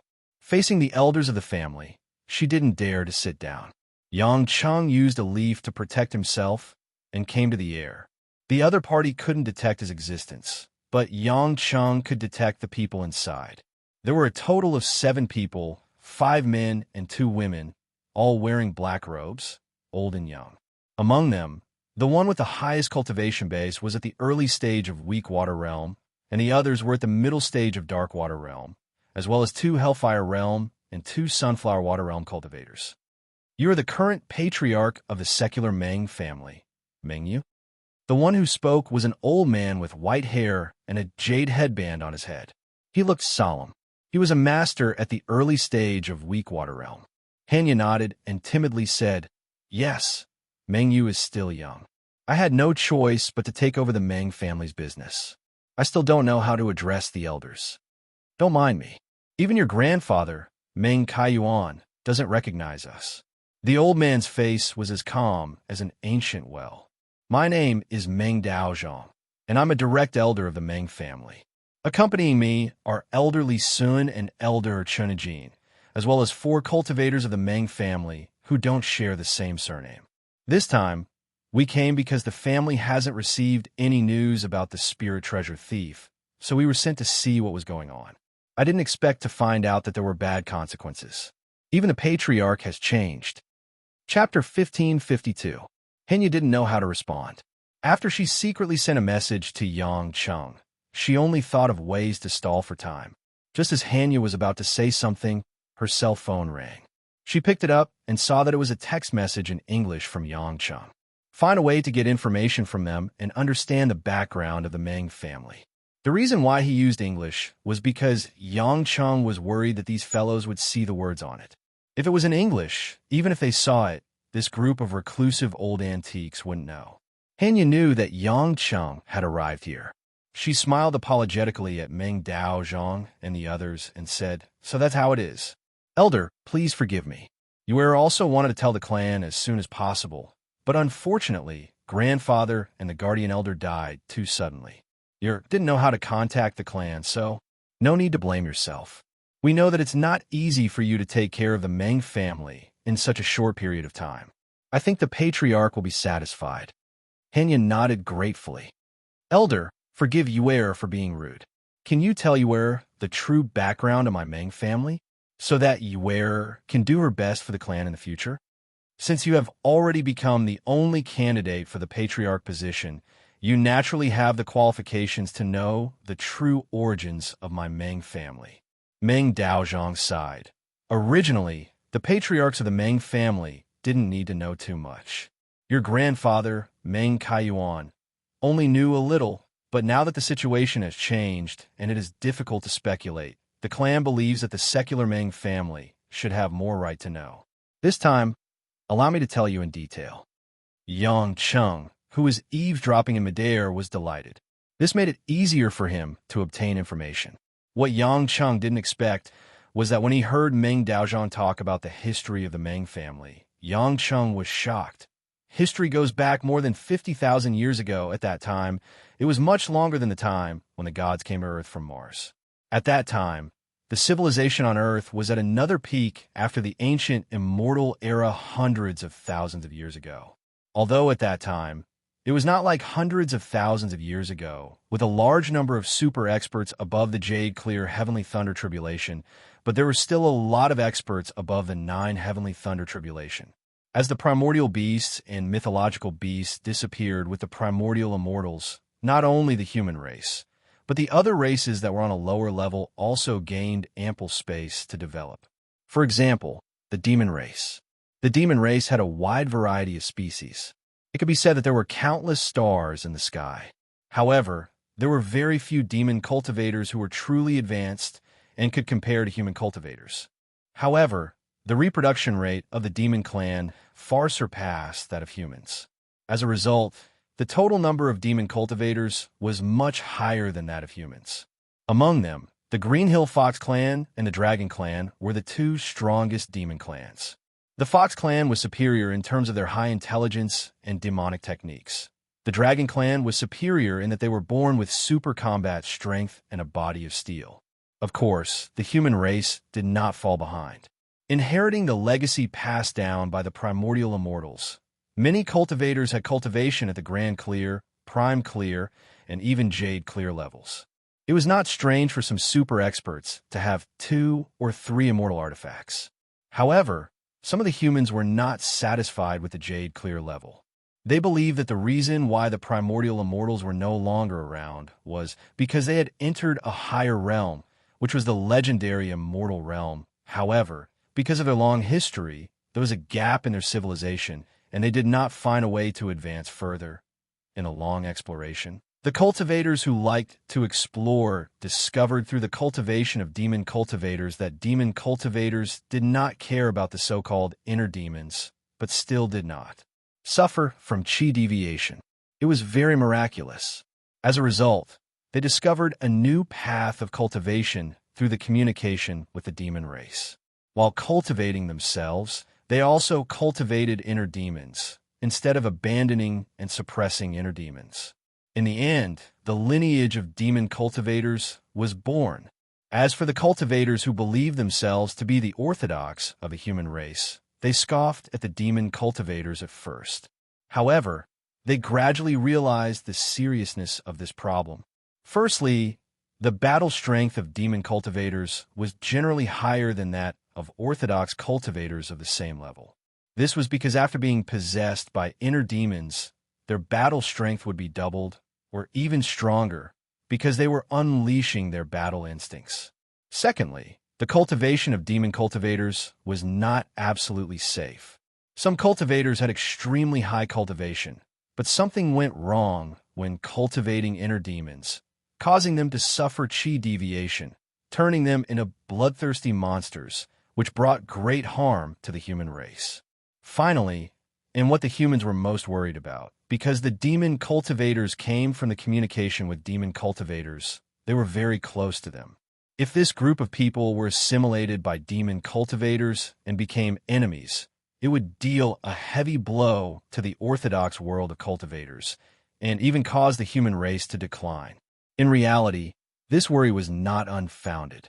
Many experts among the demon cultivators indeed thought so. By turning humans into demon cultivators, and then sowing discord between orthodox and demon cultivators, they would divide the human race and finally achieve their goal of suppressing the human race. This was not justice, nor was it evil. Humans and the demon clan, to put it bluntly, were two different species.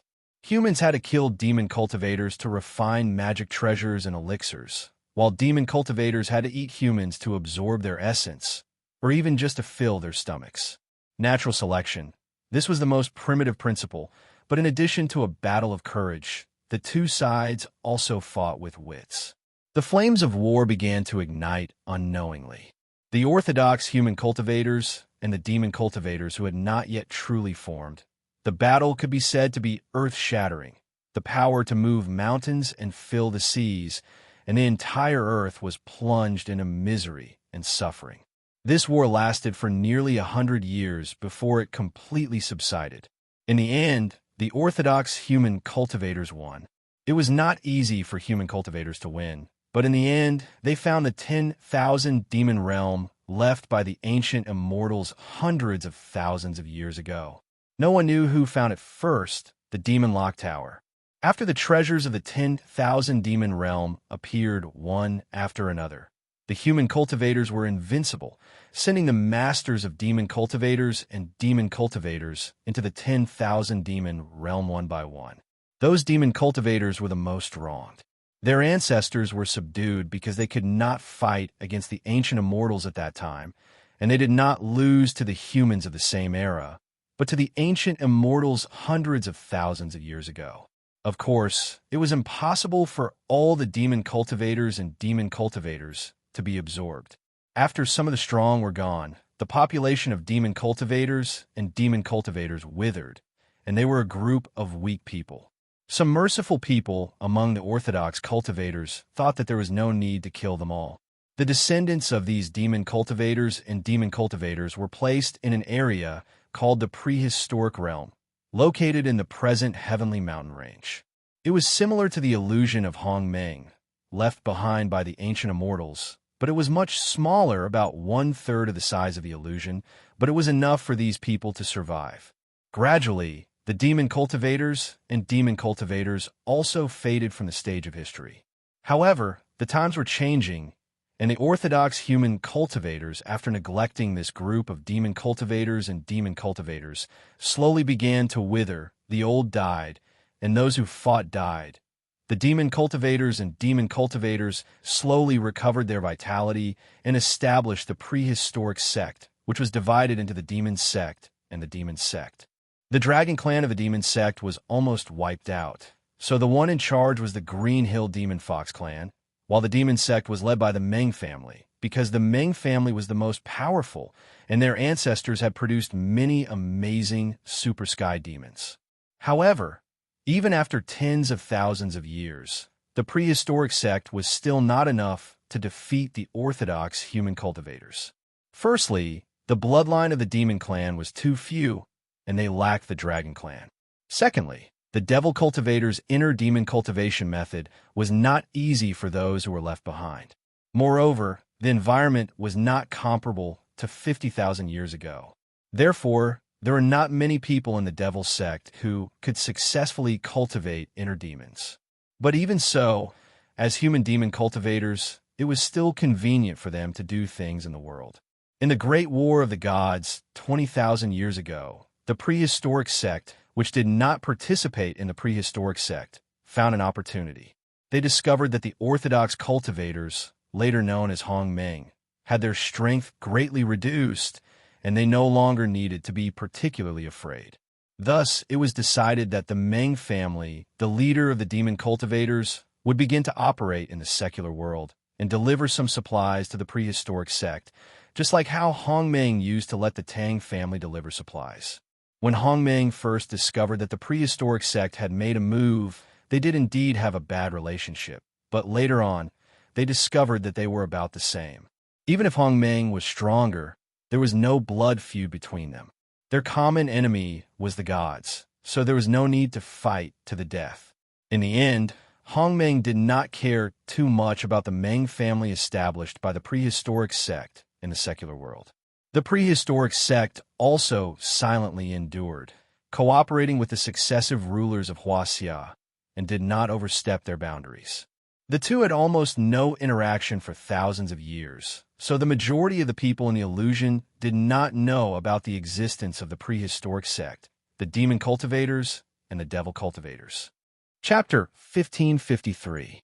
Hearing this series of historical facts, Yangchen couldn't help but be stunned. ZMO, in the illusion, once told him that the 10,000 demon realm was much earlier than Hong Meng. Sure enough, it's just that in terms of time, the demon cultivators did enter during the ancient immortal era, but the demonic cultivators entered 50,000 years ago. The history of human cultivators is too long.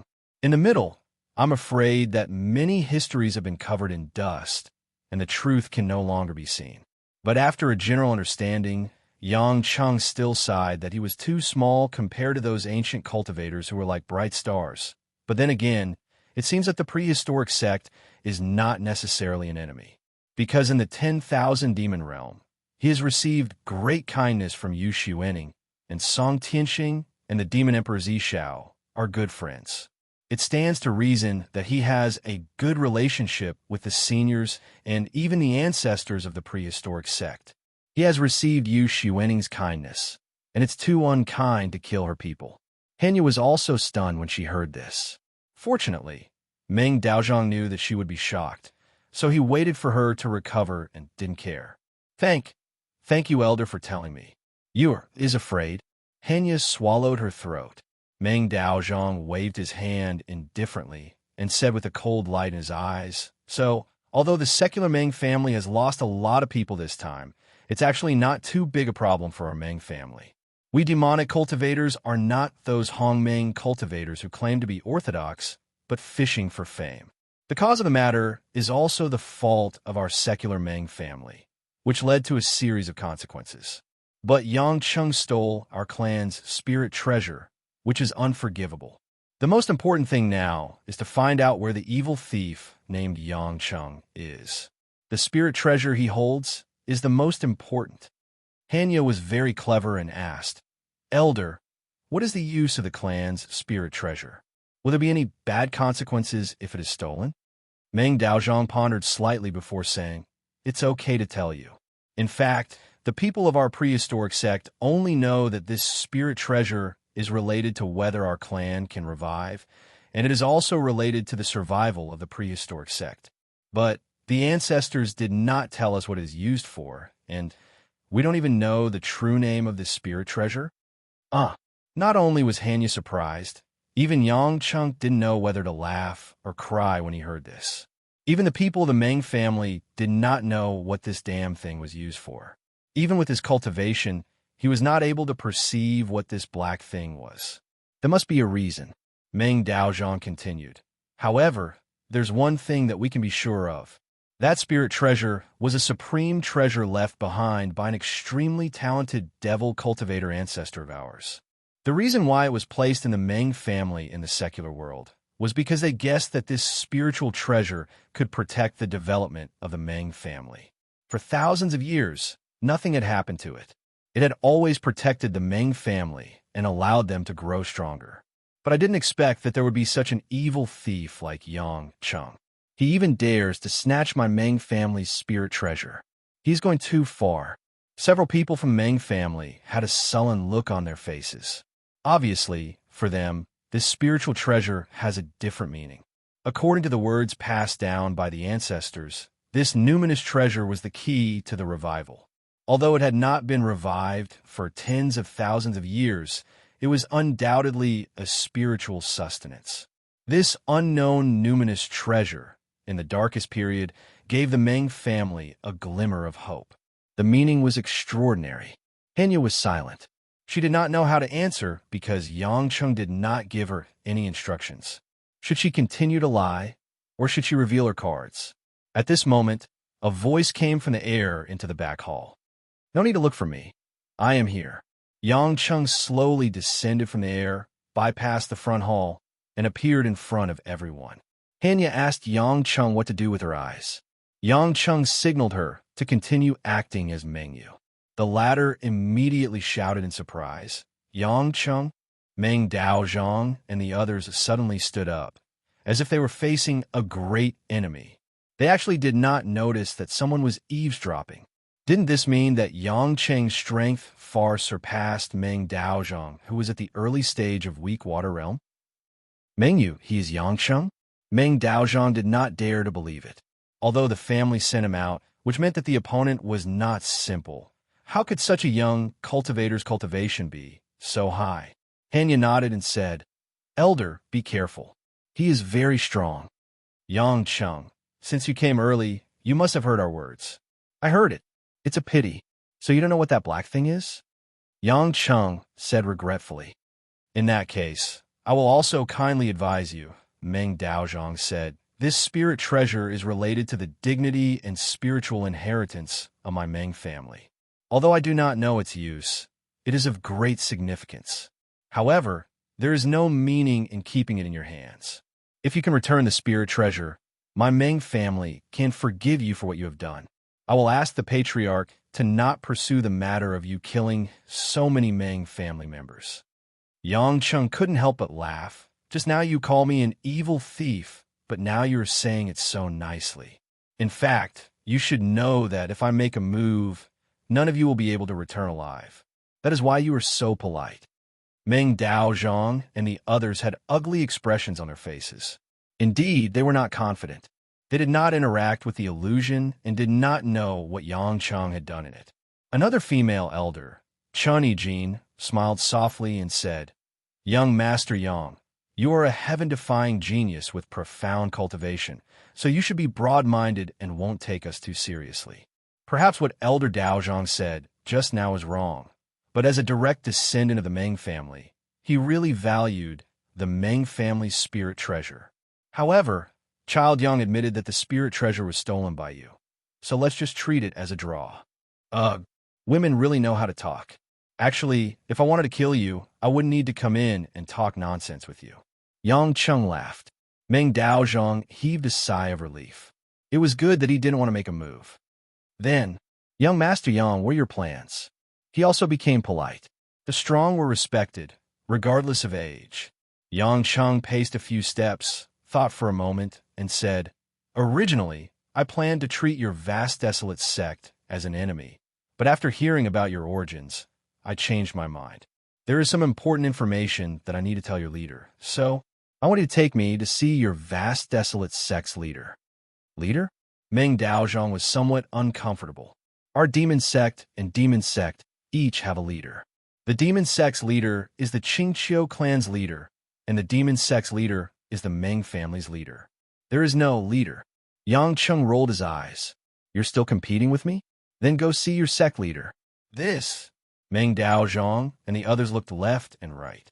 The situation seemed to be very different from what they had expected, and they did not know what to do for a moment. Yang Cheng grinned. You should be able to feel that I don't have any killing intent towards you. I really don't see you as enemies.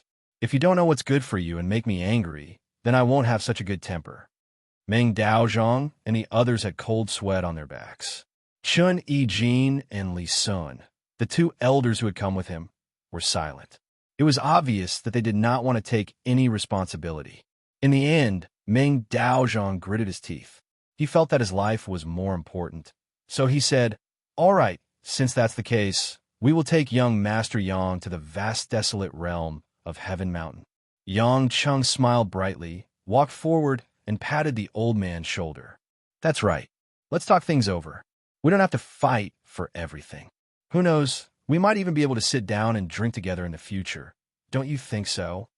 Meng Daozhong's smile was uglier than crying. Who the hell wanted to drink with you? If it wasn't for the fact that he couldn't beat you, he would have killed you to avenge his descendants. Chapter 1554. However, since he had already agreed, Meng Daozhong did not hesitate and left without hesitation. Yang Cheng secretly sent a message to Hanya, telling her to continue controlling the Meng family in the secular world and to inform Lin Ruoxi and the others about his trip to the prehistoric sect. Hanya was slightly worried, but she could only obediently carry out her mission.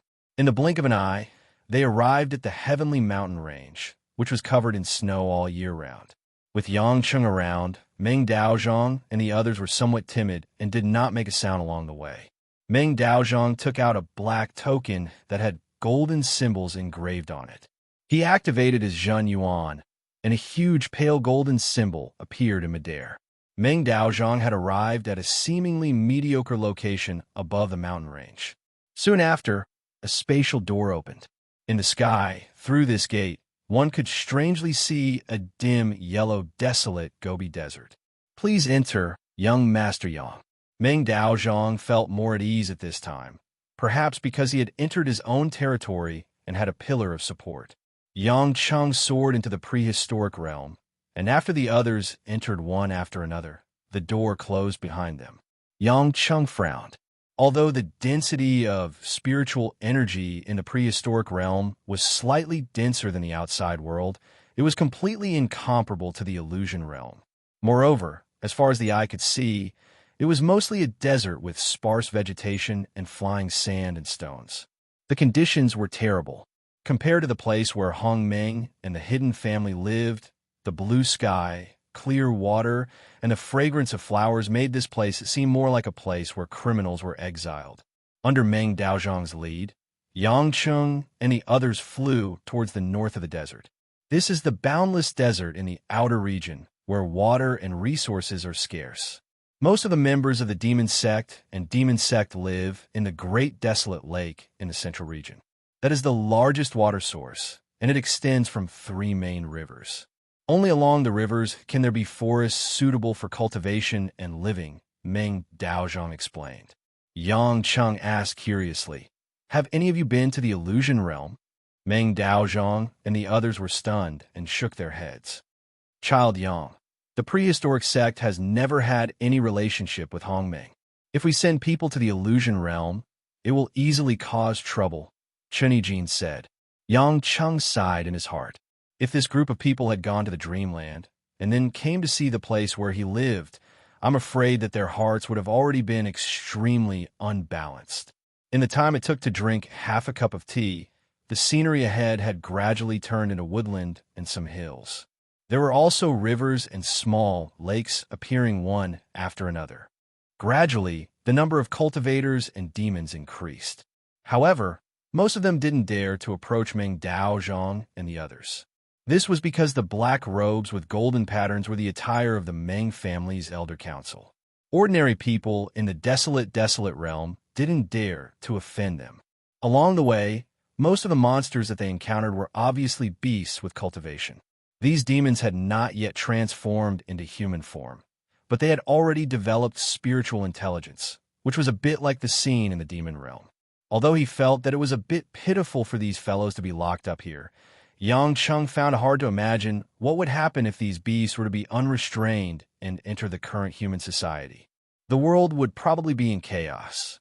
Ordinary people would not be able to withstand a single blow from the beasts and would only be eaten. The ancestors of the human race, those ancient immortals, probably realized that it was impossible to have the best of both worlds, so they subdued those fierce beasts one by one and created the 10,000 demon realm and the prehistoric realm to separate the races. When they arrived at the center of the prehistoric realm, the scene that appeared made Yang Cheng a little surprised. This place was actually a city similar to the ancient Huaxia.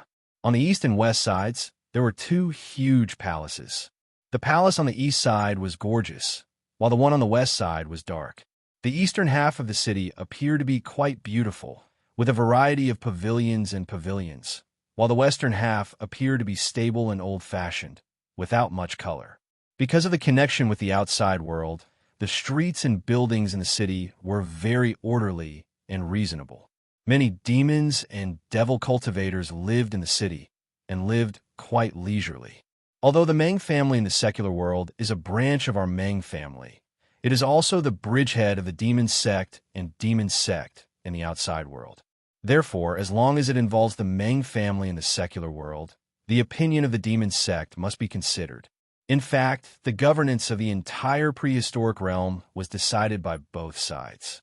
Previously, our demon sect had planned to modernize the prehistoric realm, bringing in wind and water power from the secular world, building a business district and financial district, and thinking of ways to connect to the outside world. But later on, the demon sect objected, saying that for most of the demon and devil cultivators, there was not much practical use, and it would easily cause some of the young people to rebel, so we did not reach a consensus. Listening to Meng Daozhong's simple explanation, Yang Cheng had a general understanding of the demon and devil cultivators in this world. It seemed that there was a certain gap between them and Hongmeng. Even after tens of thousands of years, they still hadn't recovered. It was not difficult for Hongmeng to contact the outside world, but in the prehistoric realm, they could only contact through the Meng family in the secular world. It could be seen how cautious the people of the prehistoric realm and the demon sect were. After arriving at the palace on the west side, Meng Daozhong led the way, and the group landed on a high platform in the palace. Meng Daozhong asked the others to leave, then said to Yang Cheng, "Young Master Yang, I will bring you in to see our patriarch and the elder council. Before that, can you return my clan's treasure to me so that I can complete my task?" "What's the hurry? Isn't it the same if I give it to you sooner or later? I won't lose it if you leave it with me. I have already come to your headquarters, and you still don't trust me? Are you afraid that I will run away?" Yang Cheng said perfunctorily. What kind of joke was this? Even if he didn't know how to use it, it was still a treasure. Yang Cheng had no intention of returning it so easily. He hadn't even achieved his goal yet, and they wanted him to hand it over? That wasn't the style of high official Yang. Meng Daozhong knew that this kid was relying on his high cultivation to act shamelessly, but there was nothing he could do. He could only resentfully turn around and lead the way into the palace. If this wasn't a bandit, then what was? The architectural style of this palace was somewhat similar to the Patala Palace in Tibet, but it was more majestic. After all, it was built by cultivators. As they walked into the palace, there were cultivators at the soul formation stage and above standing guard. When they saw Meng Daozhong, they all greeted him. However, they were a bit suspicious of the unfamiliar Yang Cheng. When Meng Daozhong returned to the sect, someone had already notified him that the Meng family's patriarch, the other demon sect patriarchs, and the members of the Elder Council were all waiting for him in Yangcheng in a huge conference hall on the highest level of the palace. Walking into the huge conference hall, Yangcheng immediately found that hundreds of eyes were cast on him. This was a huge circular venue, no less than 700 or 800 square meters, and in all directions, there were layers of high platforms, giving people standing below a dignified and solemn pressure. On the high platform, a large number of men, women, and children wearing black robes, as well as many cultivators wearing robes of other colors, sat around. On the most eye-catching high platform, there was a long row of seats formed by more than 10 experts with cultivation above the early stage of the Weakwater realm. And in the middle was a man with short black hair, a handsome face, a tall and sturdy figure, wearing a dazzling purple robe on which the patterns were platinum, the most special. Yang Cheng frowned. Before he came in, he had already noticed that there were many experts inside. There were at least 15 people above the Weakwater realm, and this man in purple robe had at least the middle stage of the Tai Ching Heavenly Thunder Tribulation. Fortunately, Yang Cheng did not find anyone else with a cultivation above the Tai Ching Heavenly Thunder Tribulation. Otherwise, he would really be in danger.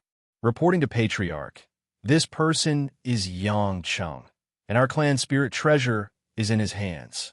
He claims to have important information to see the sect leader. So, I brought him here, Meng Daozhong respectfully reported. The purple-robed man nodded and smiled in a gentle and elegant manner. Elder Daozhong has worked hard. Please return to your seat.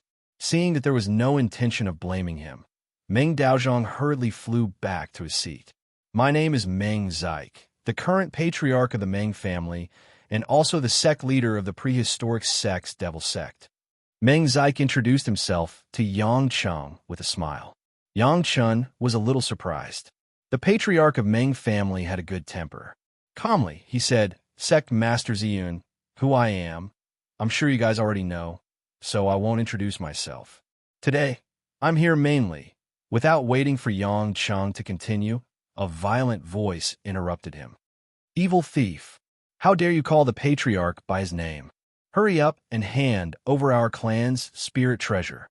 A middle-aged, burly cultivator with a mustache and a high forehead suddenly stood up from the long row, pointed at Yang Cheng, and shouted. Chapter 1555. This cultivator was at the middle stage of the Weakwater realm and could be considered an expert. Sitting in the middle of the long row of seats, he should be one of the elders with the highest status in the Devil Sect. Yang Cheng frowned, then smiled at the man. Let me finish. What's there to hear? It's nothing more than some wicked idea. If you still don't hand over our clan's spiritual treasure, we won't believe anything you say at all. When the mustached cultivator shouted, many of the elders present nodded their heads. Obviously, they all felt that Yang Cheng's purpose for coming was not good. He was not willing to hand over the spiritual treasure, and was not even willing to take it out. Meng Zik gestured and comforted. Elder Ge, don't be impatient. Since he's already here, there's no harm in listening to little brother Yang's reason. Patriarch, it's not that I, Gu Pandang, am petty, but this evil thief has been enemies with our secular powers time and time again. Now that he's suddenly walked into our devil sect with a smile, it really seems like he has ulterior motives. If he doesn't return the spiritual treasure, how can we believe that his original intentions are good or bad? Many of the surrounding demonic cultivators were discussing animatedly, casting hostile gazes at Yang Cheng. Meng Zik did not say anything and looked at Yang Cheng with a smile, as if he was looking forward to it. Yang Cheng rubbed his chin and narrowed his eyes at the mustached Elder Ge. What are you blabbering about? Are you going to let me speak or not? You thief are exceptionally vicious. You should obediently surrender and hand over the spiritual treasure before we can have a good talk with you. Gu Pandang shouted angrily, "Men, capture this evil thief first." As soon as he finished speaking, 4 demonic cultivators of the Hellfire stage entered the meeting hall and came to Yang Cheng's side. Each of them held a metal buckle in their hands, which seemed to be a magic treasure used to bind their limbs. They were prepared to put it on Yang Cheng. Yang Cheng was immediately a little annoyed. It seemed that this group of fellows were not smart. They really thought that they wouldn't dare to make a move just because he entered their base camp. Without wasting any time, the true essence in his body surged, fusing with the power of chaos and the power of heaven and earth, causing the surrounding 4 Hellfire stage cultivators to be blasted away. Bang! The true essence shockwave made a muffled sound, and the black marble floor where Yang Cheng was standing was left with a deep depression. The 4 Hellfire stage cultivators were sent flying, and they all spat out a mouthful of blood. Yang Cheng stood where he was and didn't move at all. His face darkened.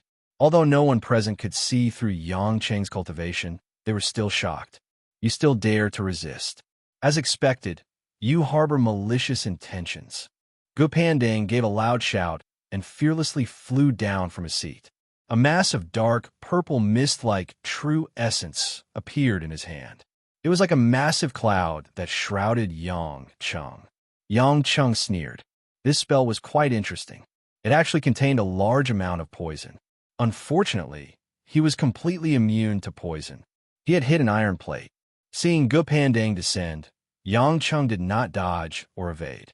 With a sudden acceleration, he met him head-on. As he lifted his foot, true essence pressure was suddenly released. Boom! The entire meeting hall felt a strong sense of oppression. Everyone present, including Meng Zik, who was sitting there calmly, was horrified. This true essence pressure had exceeded their imagination too much. It was even more terrifying than Meng Zik's pressure. When Gu Pandang realized that the situation was not good, it was already too late. One of Yang Cheng's feet directly hit his back like lightning, and Gu Pandang's body suddenly fell diagonally to the marble floor. Bang! The marble shattered and splashed. Gu Pandang's body was embedded in it. He coughed up a few mouthfuls of thick blood. Obviously, his body was seriously injured. Fortunately, Yang Chen used brute force to hit him. If he suddenly attacked him with Rua Shui or blue fire, he wouldn't have been fully prepared and his soul would have been destroyed. But even so, Yang Cheng used true essence pressure to forcibly take down Gu Pandang, and then used brute force to kick a weak water intermediate stage cultivator into the stone ground. This had already made everyone present feel like they had a fishbone stuck in their throat, and their faces were extremely ugly. Some people subconsciously looked at Meng Zik. Even if the Patriarch made a move, he would not be able to defeat a weak water intermediate stage cultivator so easily. I told you, let me finish. Don't you know that it's impolite to interrupt others when they are speaking? Yang Cheng condescendingly looked down at Gu Pandang, who was sunk into the ground. Gu Pandang forced a mouthful of true essence and tried to climb up. Even if the bones in his body were hurting, he took a few steps back and gritted his teeth. Evil thief. You. Yang Cheng was not happy. It seemed that if he did not kill this guy, he would not be able to continue talking. Helplessly shaking his head, Yang Cheng once again lifted his foot and circulated his true essence. He planned to directly kick this guy's head to pieces. Just as his foot flew over, suddenly there was a dark golden light suddenly flashing in front of Yang Cheng. A repulsive face, sharp teeth, bulging muscles, and a pair of Vajra wings on its back appeared out of thin air. Yang Cheng's kick was blocked by the closed Vajra wings of the Dharma idol. Boom! With this blow from Yang Cheng, the Dharma idol was also broken, but Yang Cheng did not succeed in killing Gu Pandang. A large golden palm print fell from above. The dark golden palm print was like a dragon claw. It directly grabbed the heavily injured Gu Pandang and threw him back to the seat. Yang Cheng frowned and looked up. Sure enough, he saw that there was a dark golden wheel spinning behind Meng Zik. The 2 defensive and rescue methods just now were performed by him. No wonder he was able to become the leader of the Devil sect. Although this guy's cultivation was not as high as his his methods were unique. In his heart, Yang Chung had also raised him by a level. The people from the Devil's Sect all heaved a sigh of relief and looked at Meng Zik with reverence. Fortunately, the sect leader was here, otherwise they would not have been able to save Gu Pandang. The Dharma idol you just released seems to be one of the 8 great guardian gods, Garuda? Yang Chung asked with interest. And that handprint of yours, it's a dragon claw. I'm not mistaken, right? Could it be that you have a spell to summon the 8-division heavenly dragon? Meng Zik was slightly surprised and said with a smile, "Little brother Yang knows quite a bit." That's right, it's the dragon and Garuda of the 8 guardians. However, it's not a spell, but my magic treasure. The 8-division heavenly magic wheel can borrow the power of the 8 guardians. Yang Chung suddenly understood. No wonder there was a dark golden wool spinning behind him just now. He couldn't help but feel a little envious. This thing could summon the 8-division heavenly dragon, which was a Buddhist protector. It shouldn't be just a high-grade magic treasure. It was very likely that it was an immortal artifact. It seemed like the prehistoric sect had quite a few good things. As for why a devil cultivator would have a magic treasure that seemed to belong to a Buddhist sect, Yang Chung didn't find it strange. Buddhism was just a type of Tao, and devil cultivator was just a method of cultivation. It didn't conflict with Buddhism. Meng Zik seemed to feel the greed in Yang Cheng's eyes, and his heart skipped a beat. He subconsciously put away his magic treasure, afraid that Yang Chung would have some evil ideas. Cough, cough. Meng Zik coughed dryly. He had already tested Yang Cheng's strength, so it was easy for him to make a decision. Little brother Yang, the younger generation is truly formidable. I didn't have your cultivation level 400 years ago. I'm truly ashamed. Yang Chung really couldn't tell that this guy was already over 400 years old. However, with his cultivation level, it was normal for him to live for 1,000 years. Little brother Yang, don't be angry. Elder Ge is just thinking about the safety of the demon sect. Let's talk amicably. Little brother, don't you have something to say? Feel free to say it, Meng Zik said with a smile. In fact, he had no other choice. If he forced the entire demon sect to defeat Yang Chung, the gains would outweigh the losses, not to mention that it might not even succeed. Sect leader, you're more understanding. Yang Chung chuckled and said, "Actually, what I want to say is that the conflict between us was originally because the disciples of the secular Meng clan had evil intentions towards my woman. That's why I went against the Meng clan for my woman. After that, the secular Meng clan repeatedly attacked me. I couldn't possibly take a beating, so I fought back one by one, gradually leading to today's situation. However, from the beginning to the end, I actually have no intention of fighting with your untainted world sect. We will mind our own business. You guys continue to recuperate, and I will live with my women. Isn't that good for everyone?" Brother Yang's words are reasonable. However, the secular Meng clan is not only a branch of my devil sect, but also the demon sect. Even if we turn hostility into friendship, we still have to obtain the demon sect's consent. Furthermore, the spiritual treasure still has to be returned. Meng Zik was a little puzzled. Yang Chung seemed to have come to seek peace, but why was he still so overbearing just now? Chapter 1556. Yang Chung immediately waved his hand and laughed. "Sect leader Ziyan, you are mistaken. I'm not here to beg you to let me go, nor am I here to admit my wrongs. I do not need anyone's forgiveness." Meng Zik was stunned. Even though he had lived for more than 400 years, he still couldn't understand what Yang Chung meant. "Little brother Yang, forgive me for being blunt. Although your strength is far higher than I imagined, it is not that easy to become enemies with our prehistoric sect. I didn't say that I wanted to be your enemy. I just felt that I was too embarrassed to fight with you, and you shouldn't have attacked me either. We should get along better. Our relationship should be better." Yang Chung spread out his hands. "Oh, why is that?" Meng Zik was also interested. Yang Chung sighed with some emotion and said, "This matter, I have to start from a few months ago when I went to the 10,000 demon realm." "What?" Meng Zik suddenly cried out and stood up. Many of the other elders also stood up and stared at Yang Chung in shock. "Little brother Yang, you can't speak carelessly like that. Meng Zai's expression was unsettled. It was unknown if he was surprised, terrified, or had too much expectation. Yang Cheng laughed. I knew it would be hard for you to believe me, because you all think that the 10,000 demon realm is a place where you can't come out once you enter. But I just went in and came out. Meng Zai and the group of demon sect elders looked at each other a few times before saying, Little brother Yang, then please tell us in detail what happened. Yang Cheng didn't waste any more time. He told them about how he had fought with one Tao, and how he had accidentally touched the demon ceiling tower with his woman, Hui Lin, and entered the 10,000 demon realm. After that, he had met the demon clan, the devil cultivator, and participated in the Tong Tian Grand Competition. When he talked about the appearance of the devil cultivator present were all extremely excited. They had basically believed him to 70 to 80%. The decline of demonic cultivators was due to the lack of a large number of inner demon cultivation methods. The disappearance of those experts resulted in very few demonic cultivators being able to truly use inner demons. Although they cultivated at the same time, they were ultimately unable to unleash their true power. The demon race that Yang Cheng mentioned was exactly the same as the ancestors of many of the demon race in the Demon Gate.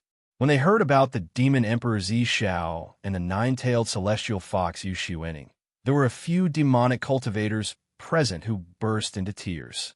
Although they knew that the cultivation of their ancestors was extremely high, they were still able to gain confirmation of their beliefs.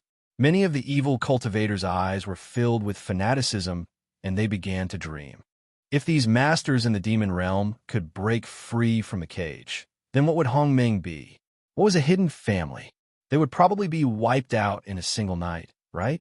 Naturally, everyone wanted to know how Yang Cheng got out. Yang Cheng directly summoned the Chaos Cauldron.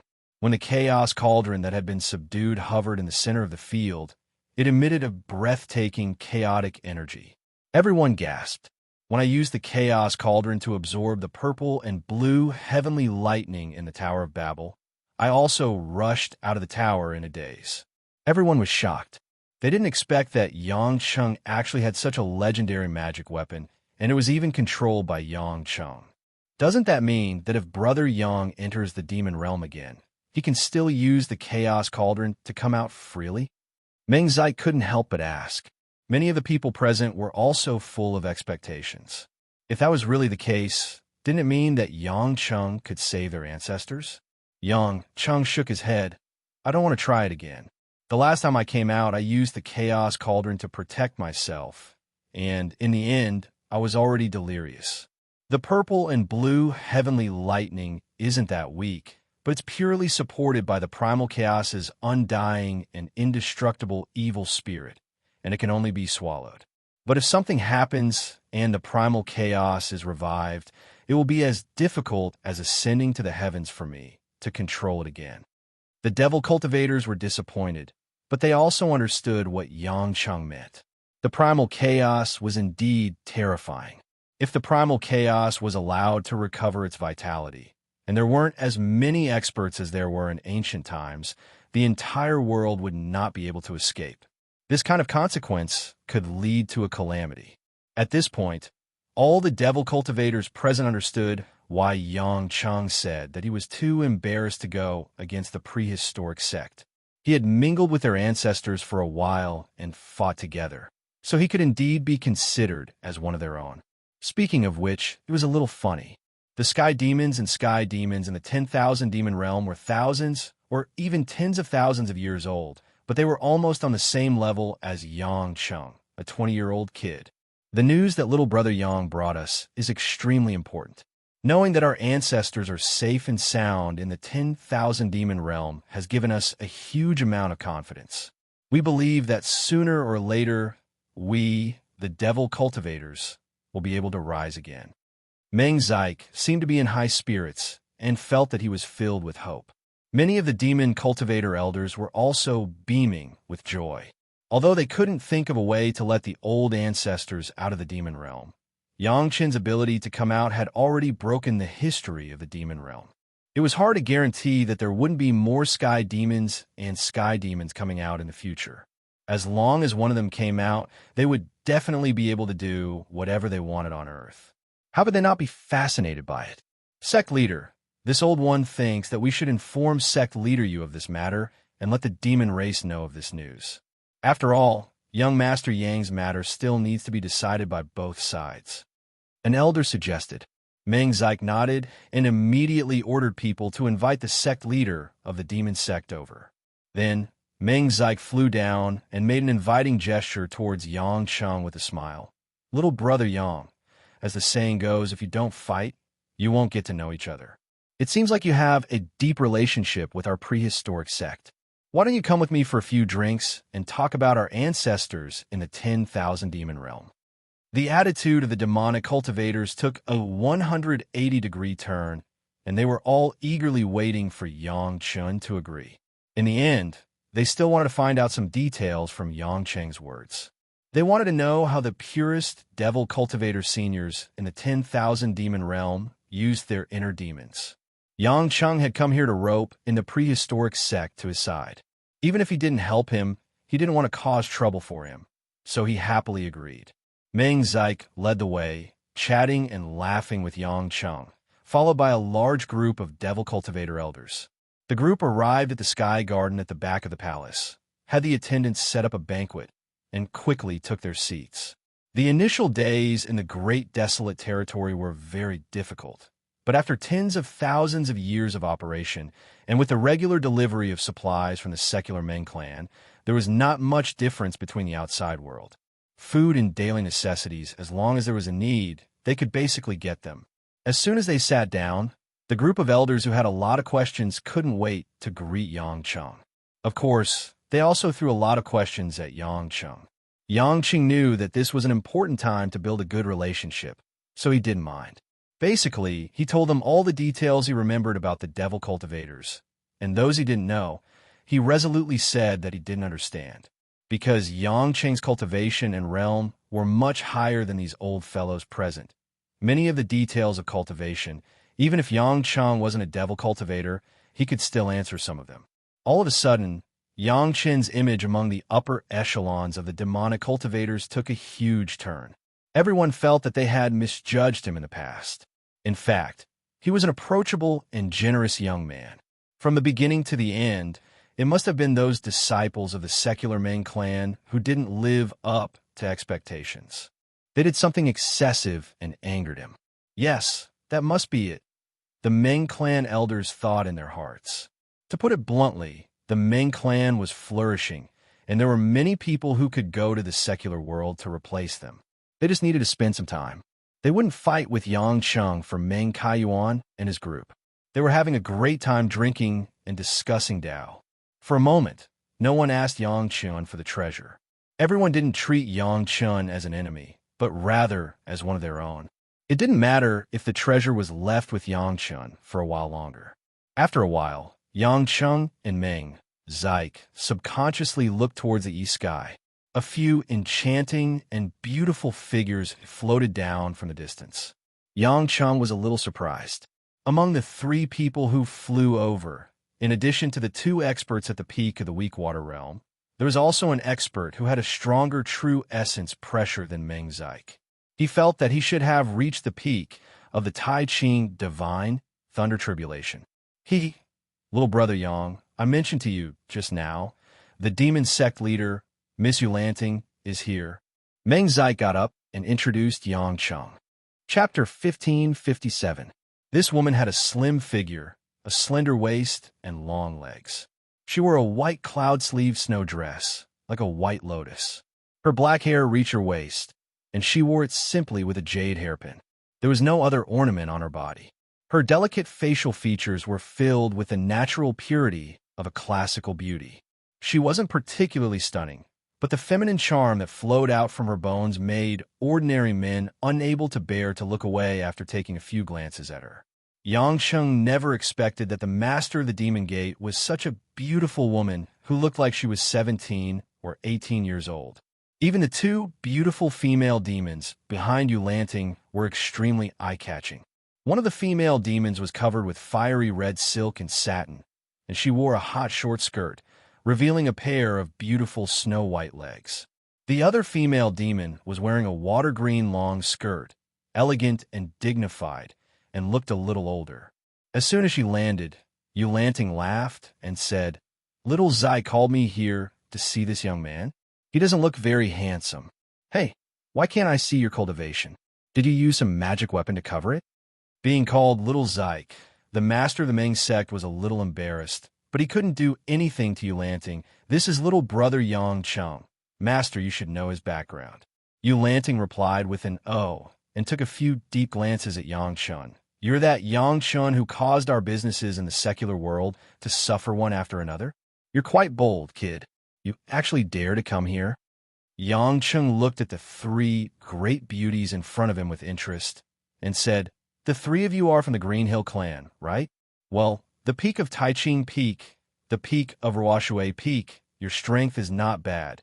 You should have grown 7 and 6 tails." As soon as he said this, the faces of Eulanting and the two beauties behind her changed greatly. They initially thought that Yang Chun was using some sort of mystical artifact to conceal his cultivation, so he shouldn't be that strong himself. However, he had already seen through their cultivation. This meant that he was stronger than them in terms of cultivation, and not completely covered by some magic weapon. How is this possible?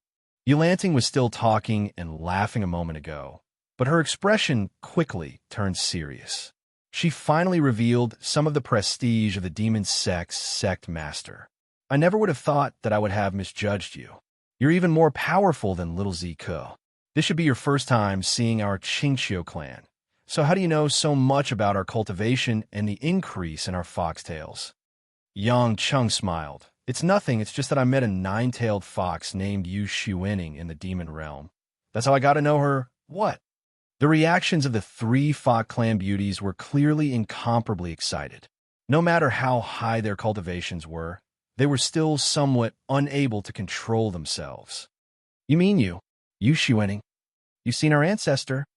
Eulanting's pretty face was filled with shock, as if she could not believe what she had just heard. Meng Zyke and the others on the side could understand the three women's loss of control and advised, "Sect Master Yu, I invited you here to tell you about this. This little brother, Yang, not only saw the legend of your Qingqiu clan, Yu Shiwening, but also a large number of our demonic cultivators. He really made a trip from the demon realm." Yang Chung was slightly stunned. The legend of the Qingqiu clan? Ancestor? Looking at the shocked expressions of the three women, it seemed that Yu Shiwening's background was particularly extraordinary. Eulanting and the others realized that they had lost their composure, but it was difficult to suppress the nervousness and excitement in their hearts. They calmed down and sat down with everyone. After the three women sat down, Eulanting also briefly introduced the three of them. It turned out that there was a good reason for Eulanting to call Meng Zyke Little Z Ko. Although she had only been in charge of the demon sect for more than 300 years, she was more than 2,000 years old. In other words, when the secular world was still in the Western Han dynasty, Eulanting was born. More than 300 years ago, her cultivation reached the Tai Ching Heavenly Thunder Retribution and became a 7-tailed celestial fox. It just so happened that the previous sect master's life was coming to an end, so she succeeded as the sect master. The two behind her were also the powerhouses of the Qingqiu clan. The one in the red dress was called Yu Wenhong, and the one in the green dress was called Yu Qiyan. They were both her left and right hands, and they were also fox demons who were more than 1,000 years old. After getting to know each other, Eulanting couldn't wait to ask Yang Chung about what he had seen and heard in the demon realm and what happened. Yang Chung repeated what he had told the people of the demon sect before, focusing on what happened to Yu Shiwening. He saw that the three women were silently wiping their tears, and their eyes were red. "It's great. The old ancestor is still alive. I knew that with the cultivation base of the old ancestor, even after 50,000 years, nothing would happen." In the words, the admiration for Yu Shiwening was unparalleled. Yang Chung also had to tell the truth. "As far as I know, Yu Shiwening is the longest-lived and the most powerful person in the demon realm." The demon realm was originally divided into 3 parts: the territory of the dragon clan and the demonic cultivator, and the leader has changed. Only the demon clan has always respected Yu Shiwening. She is indeed incredibly strong. Of course, Yuan Hong said proudly. Young Master Yang may not know, but Ancestor Yu Shiwening is a legendary powerhouse in the history of our Qingqiu clan. She is the first Qingqiu clan member to reach the level of a nine-tailed celestial fox. Although she did not leave any direct descendants, nor was she the patriarch of our Qingqiu clan, she has always been the guardian of our Qingqiu clan. At that time, no orthodox cultivator was her opponent. Unfortunately, 50,000 years ago, for some unknown reason, old Ancestor left our clan and no one knew where she went.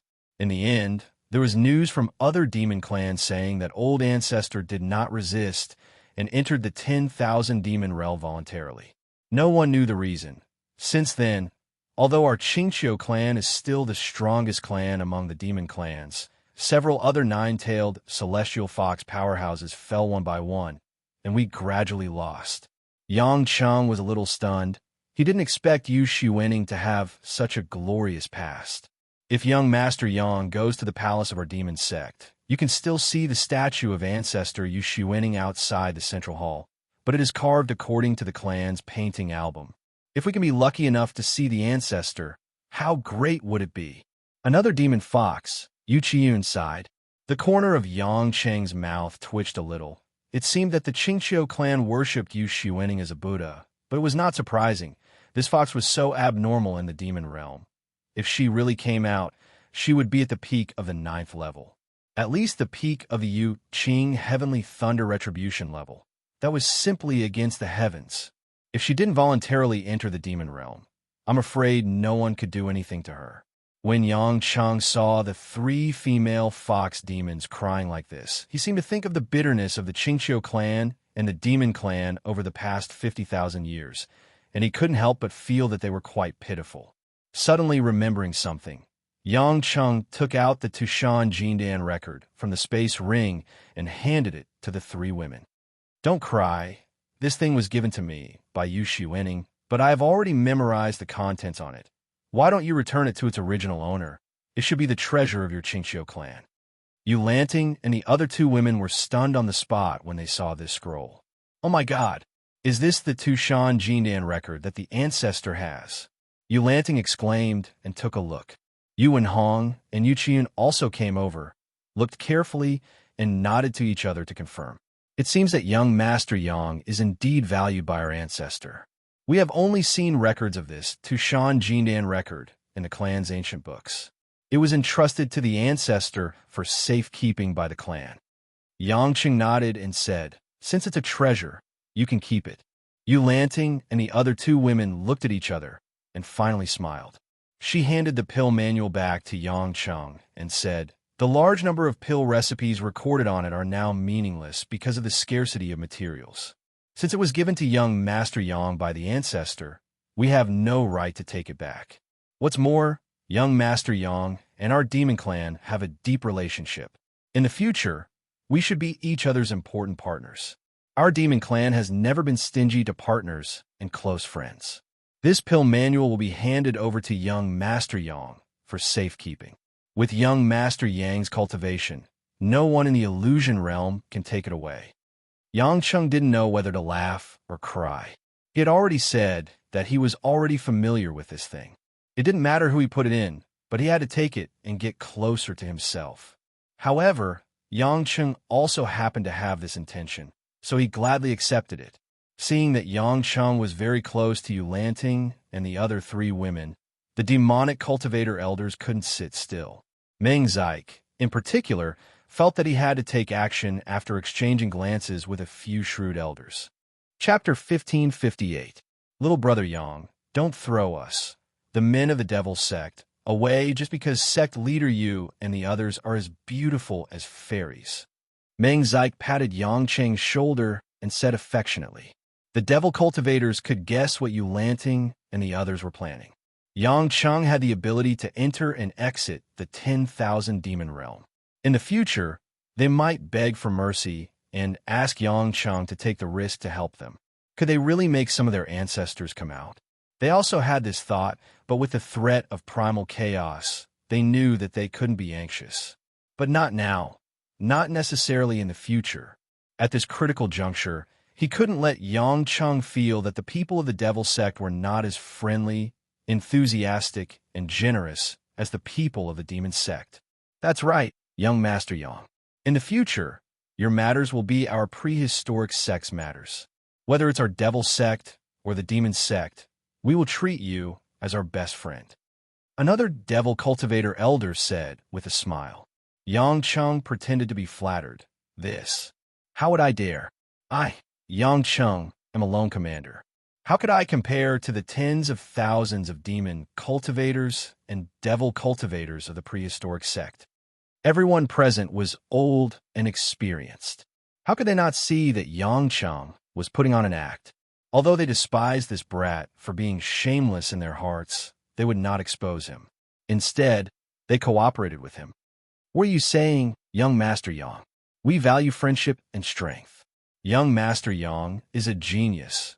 We might even have to rely on you in the future. Meng Zik nodded and said, Brother Yang, I'll call you Brother Yang.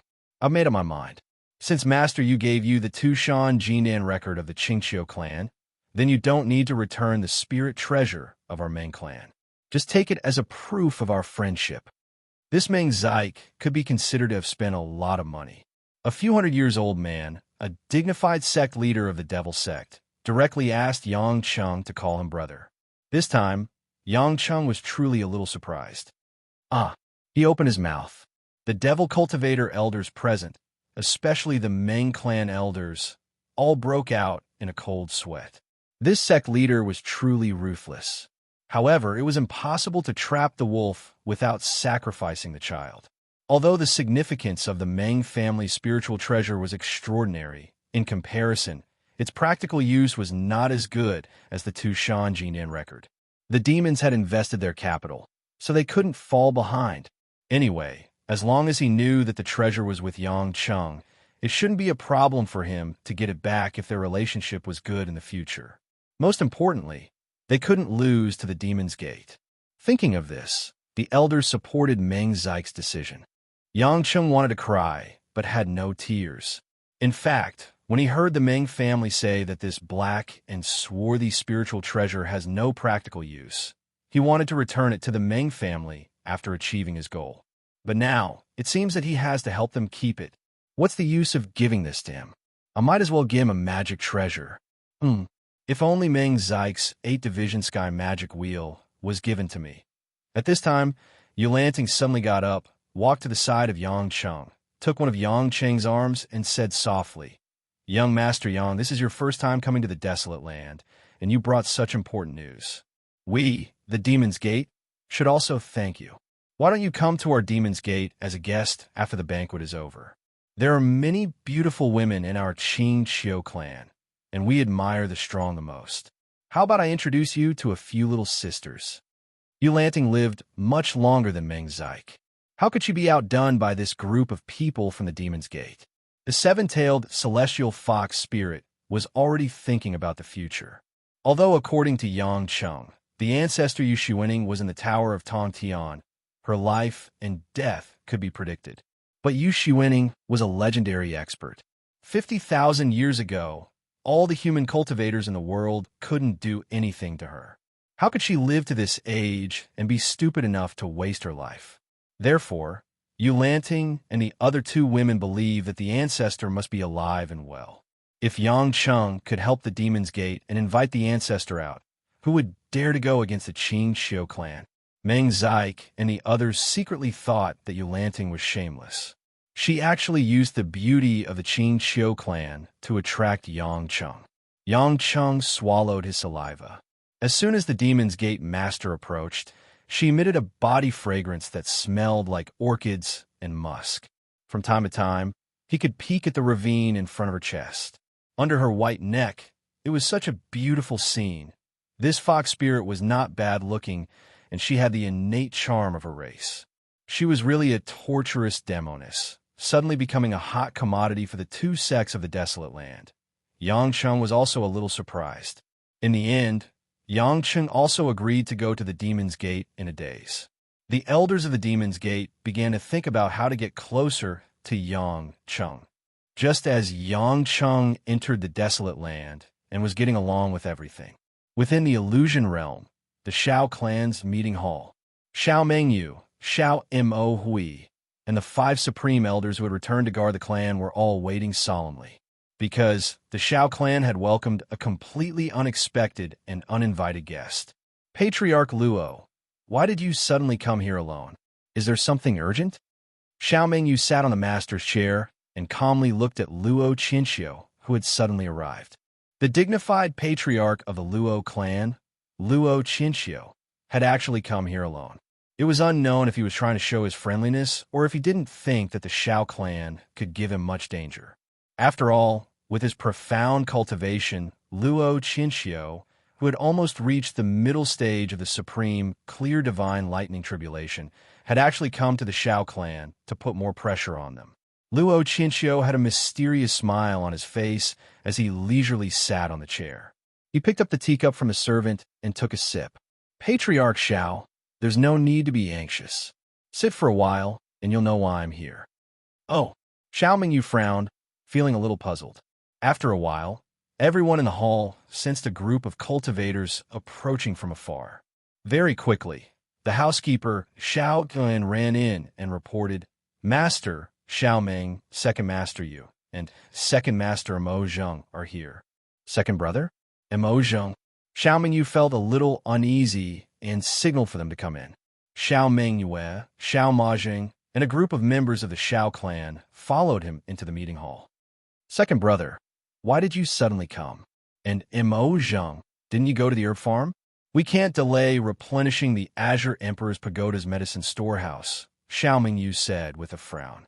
Big brother, compared to replenishing the Azure Emperor's Pagoda, I think there's something more important that needs to be done as soon as possible, Shao Mengyue said with an evil smile. Shao Mengyu narrowed his eyes. What is it? Shao Mengyue chuckled and said in a loud and resolute voice, Change the family leader. How dare you? Shao Mengyu's face turned pale, and he stood up in anger. Shao Mengyue, what nonsense are you spouting? Are you crazy? The 5 supreme elders of the Shao clan also revealed dissatisfied expressions. They felt that this was very embarrassing in front of Luo Qinxiu. They didn't know what this descendant was up to. Shao Mengyue coldly snorted, Big brother, you didn't hear wrongly. You really can't be the patriarch. What do you mean? Shao Mengyu was so angry that he was trembling. Shao Mengyue grinned and said, Don't be agitated. Listen to me tell you one by one. First of all, our Shao clan's patriarch must have a clear descendant in order to have sufficient qualifications. As for you, big brother, you already don't have a grandson like Shao Qiufeng. You can't just have a son. Mo Hui was already at the middle stage of the Darkwater realm. If he wanted to get pregnant, even if he found a woman with a cultivation above the Darkwater realm, it wouldn't be easy. What's more, next year will be the opening of the Demonic Eye and the start of the 3 clans martial competition. The Ning family and the Luo family both have young masters participating, but only our Shao family's main branch doesn't even have a 3rd-generation successor. This is the reason? At this critical moment, you can only think of such a small trick to usurp my position as the patriarch? Shao Mengyu said disdainfully. Shao Mengyue shook his finger. Big brother, let me finish. Of course, I know that this is a critical moment for our Shao family. So, the more it is like this, the more we should stabilize the family's morale and plan for the long term. As for me, as your biological brother from the same father and mother, I happen to be more suitable than you to be the patriarch of this clan. Although my cultivation is inferior to you, in other aspects, I'm more suitable than you in everything else. Why do you say so? Shao Mengyu sneered. Shao Mengyue waved at Sorrowless and said, Sorrowless, tell him to reason yourself. Chapter 1559. Sorrowless nodded, but he didn't hurry to speak. Instead, he said to the group of Shao clan disciples behind him, All of you leave. Yangshu, stay here. Also, don't let anyone else enter the hall. Soon, except for Shao Yangshu, everyone else had left the hall. After confirming that the surroundings were quiet and only the people in the hall were left, Sorrowless strode up to his father and elder brother and said with a smile, Father, no. I should say uncle. Now that things have come to this, do you still need to pretend? You're not my biological father at all. Rumble. It was as if a bomb had exploded in everyone's head. They couldn't believe what they heard. If it wasn't for the fact that the people around the hall had already left, it would be enough to shock the entire Shao clan, and even the entire illusion realm. Xiao Mingyu's face turned pale, while Sorrowless Ma and the 5 great elders looked at this scene in shock. Brother, you didn't expect this, did you? Do you think I don't know that the second child you Xian gave birth to was not yours? Mo Zheng is my child. Xiao Mingyu had growled in a low voice, full of anger that he had hidden for decades. Qiu Yuxian was Xiao Mahui and Xiao Mazheng's birth mother. According to most of the Xiao clan's knowledge, not long after she gave birth to Xiao Mazheng, her meridians were shattered and she passed away. Father, what's going on? Sorrowless Mahui asked in shock. That's right, Mingyu. What exactly is going on with this matter? A great elder in the middle stage of the weak water realm asked. The people present weren't fools. Looking at Xiao Mingyu's expression, they knew it was most likely true. Seeing that Xiao Mingyu did not speak, Xiao Mingyu said with a cold smile, Everyone, let me tell you the truth of what happened back then. That year, Yu Xian and I were in love, but Xiao Mingyu interfered and took Yu Xian away from me because he was the first successor of the patriarch. Although Yu Xian married him, she never really liked him. After giving birth to Mo Hui, she was depressed. I'm not afraid of you looking down on me. When Xiao Meng was in closed-door cultivation, we had a secret rendezvous. At that time, Yu Xian was pregnant with Mo Zheng. However, I didn't know about it back then. Yu Xian felt guilty and didn't tell me about it.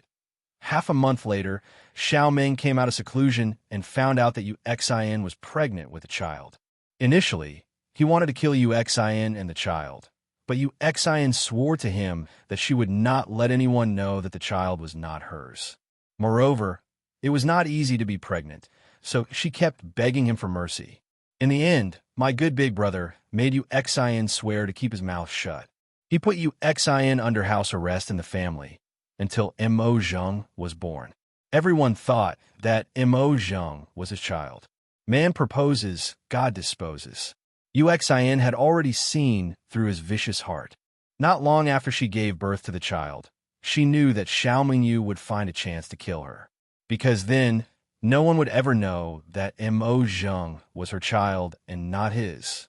Yu Xian secretly wrote a letter, recording the cause and effect of the matter clearly. She gave it to her most trusted servant girl and told her that if she died in a few years, no matter what the reason was, she had to give the letter to me. Sure enough, within a year, Yu Xian was possessed by the devil and died. Humph! What a good husband, what a good family head. Hearing this, everyone couldn't help but gasp. They didn't expect that there was such a past. Sorrowless opened his mouth, trying to see if it was true from his father's face. Even if he didn't like Xiao Mazheng, he didn't think that Xiao Mazheng wasn't his biological brother. He also didn't think that his mother was related to second uncle, and was killed by his father. Xiao Mingyu's face was extremely ferocious, and his eyes were red. Damn it, that bitch. How dare she trick me? Father. Sorrowless took a step back and almost fell on his butt. Seeing Xiao Mingyu's furious look, the few great elders completely believed it. In fact, it was useless for Xiao Mingyu to deny it. Xiao Mingyu obviously came prepared. As long as they took out the letter and confirmed the handwriting, everything would be clear. Xiao Mingyu said gloomily, Big brother, do you know? I originally had a little bit of brotherly love for you, a little bit of trust. I didn't completely believe what Yu Xian said. However, Mo Hui and Mo Zheng, from a young age, you were too biased towards Mo Hui. You let Mo Hui take charge of the overall situation and nurture him as a successor, while Mo Zheng was ordered around by you, leading a group of cultivators to manage the medicinal field. You didn't plan to let Mo Zheng have the conditions to cultivate properly, and you didn't plan to let them compete because you knew that Mo Hui was your only son. Even Mo Zheng's children didn't matter at all. It wasn't until I saw everything clearly that I believed what Yu Xian said was true. Even if I didn't compete with you for the sake of the family stability, for my son and my descendants, I can't let the Xiao family fall into your hands. Ha ha ha. Xiao Mengyu laughed wildly and said disdainfully, even if all this is true, so what? It was that bitch Xiu Xin who let me down first, let father and son down. She doesn't deserve to be the mistress of the Xiao family. What's more, you and your sister-in-law had an affair. Do you think you can see the light? You and I, it's just the pot calling the kettle black. I did a lot of despicable things, but you are also very dirty. As he said this, the few supreme elders also revealed a thoughtful expression. Indeed, Xiao Mengyu was in the wrong, but Xiao Mengyu wasn't much better. Xiao Mengyu said confidently, so, I still have another reason. As he said this, Xiao Mengyu pushed Xiao Yangshu, who had been standing there quietly, in front of everyone. Supreme Elders, please take a look at this kid. He's called Xiao Yangshu. He's 5 years younger than the deceased Xiao Qiufeng. He's at the early stage of the Sunflower Water Realm, and his Clouds Now sword technique has reached the acme of perfection. The few Supreme Elders looked at each other, and one of them praised, at such a young age, this cultivation is already rare. He is indeed a rare genius.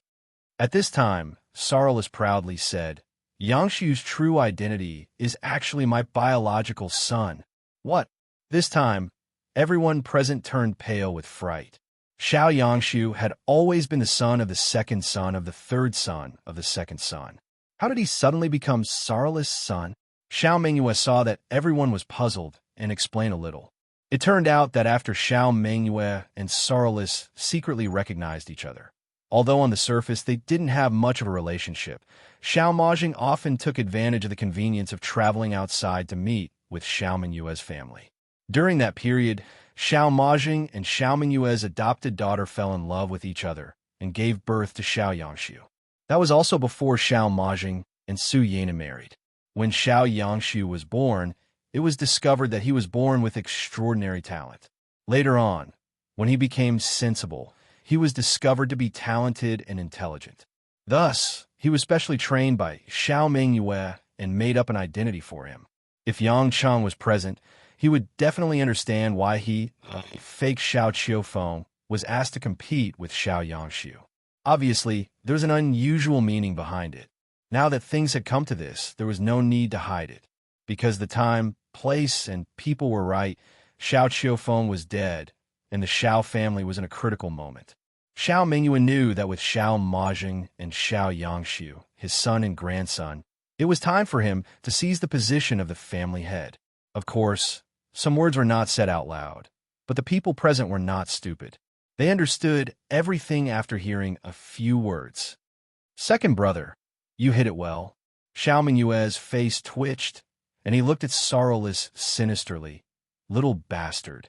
So you already knew about your identity, and you still dare to have a son outside.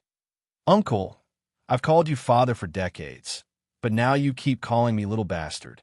Is it because I'm not your son that I'm not a descendant of the Xiao family? My father and I dare to come here today, and we are already prepared to face everything. Now that things have come to this, my father, me, and Yangshu, the three of us have every reason to replace you in Sorreless. Sorreless said righteously. Esteemed elders, you are all sensible seniors. You should be able to see who is narrow-minded and more sinister. Xiao Mengyue said again. The 5 esteemed elders at the side, on the other hand, had strange expressions on their faces. Obviously, they were somewhat conflicted. Both sides were juniors, and although this fight was a family scandal, there was actually no big problem in terms of bloodline inheritance. What if I don't agree? Xiao Mengyu knew that the elders would not easily express their stance, and he had not lost yet, so he could not help but sneer. Hey! Luo Qianxiu, who had been listening to the conversation, suddenly stood up and said with a smile, If Brother Mengyu doesn't agree, then it will be very difficult for me. Luo Qianxiu? Xiao Mengyu was startled. He had almost forgotten that this guy was here. What do you mean? Luo Qianxiu sighed helplessly, walked between Xiao Mengyue and Sorreless, and patted both of their shoulders. Forgive me for being blunt, but this seat is especially optimistic about Brother Xiao Mengyue's chances of becoming the next patriarch, because this is a very critical moment. Our Luo family plans to ally with the Shao family to fight against our common enemy, Yang Cheng. Xiao Mingyu frowned. When did I say that the Shao family wants to ally with your Luo family? You didn't say it, but Brother Mingyue agreed. So, this seat naturally supports Brother Mingyue's bloodline to take over the Shao family's patriarch. As Luo Qinxiu spoke, he gradually emitted a strong pressure of true essence, not allowing the slightest resistance. Chapter 1560. Xiao Mingyu felt a great pressure, but he braced himself and angrily rebuked. No wonder you dared to steal my patriarch position so brazenly. Second brother, so you've been secretly colluding with Luo Qinxiu? Patriarch Xiao, your words. I, Luo Qinxiu, don't like to hear it. Luo Qinxiu's eyes darkened. Your son Sorrowless and our late Grand Elder Luo Feng colluded to use your family's swan and demon blood to poison me. I haven't settled this debt with you. What? Xiao Mingyu and the other Grand Elders all looked at sorrowful Ma Huey in astonishment. Sorrowless was drenched in cold sweat, his expression extremely ugly, and he quibbled. Nonsense. Father, Grand Elders, I've never done such a thing. Humph. Luo Qinxiu grinned and said coldly, Is that so? Other than your Shao clan, which other clan still has the swan and demon blood passed down from ancient times? Other than your main bloodline, who else would have the chance to obtain the swan and demon blood? You. What proof do you have? Sorrowless said stubbornly. Luo Qinxiu suddenly stretched out his hand. A dark red electric light curled around his hand, violently emitting a frightening, evil aura. The people present were not fools. They could immediately tell that this was the aura left behind by the swan and demon blood. This demon blood almost took this seat's life when I was confronting Yang Cheng. Fortunately, this seat was fated to be able to turn the situation around and refine this swan and demon blood into my own, fusing it into my true qi. Only then am I able to stand here. Luo Qinxiu sneered. Everyone, if the Shao clan is not willing to cooperate with our Luo clan, then this seat will have to carefully consider how to seek justice from your Shao clan. This seat did not use such underhanded methods against you. Xiao Mingyu was so angry that he trembled. He angrily slapped Sorrowless' face. Evil creature, who allowed you to do this? Sorrowless fell to the ground, not daring to make a sound. The matter had been exposed, and the evidence was irrefutable. He couldn't add oil to the fire by saying that he wanted to secretly kill Luo Qinxiu and pave the way for him to become the next patriarch. Just Luo Qinxiu alone was enough to cause the entire Shao family to feel immense pressure, and with Xiao Mingyue and the others pressuring them, they were already at an absolute disadvantage. As expected, the few Grand Supreme Elders were already extremely dissatisfied. Not only were the actions of Xiao Mingyu and Xiao Mo Hui despicable and absurd, they were also full of loopholes. Xiao Mingyu had been caught by Xiao Mingyu, and Xiao Mo Hui had not killed Luo Qinxiu. Instead, he had strengthened Luo Qinxiu's strength. A Supreme Elder at the end of the weak water stage shook his head and sighed. Mingyu Mo Hui, you father and son, have disappointed us too much. Xiao Mingyu's face turned pale. He knew that the elders had sided with Xiao Mingyue. Although not all of the Shao clan's Grand Elders were present, if they thought this way, the other Grand Elders would not have any other thoughts if they came back. If the Elders Guild unanimously agreed like this, then he would not need to be the patriarch anymore. At this time, Xiao Mingyue righteously cupped his hands and said, Elders, Mingyu believes that Big Brother is no longer suitable to continue being the patriarch. Mingyu hopes to accept the order in the face of danger and cooperate with the Luo family to mend our relationship. We will fight against the real enemy, Yang Cheng, and take revenge for the humiliation that our Shao clan has suffered. The 5 Grand Elders looked at each other, and the elder at the end of the weak water stage said, We will inform the Elders Guild of this matter and make a decision as soon as possible. However, we can let you, Mingyu, take over the position of patriarch for now.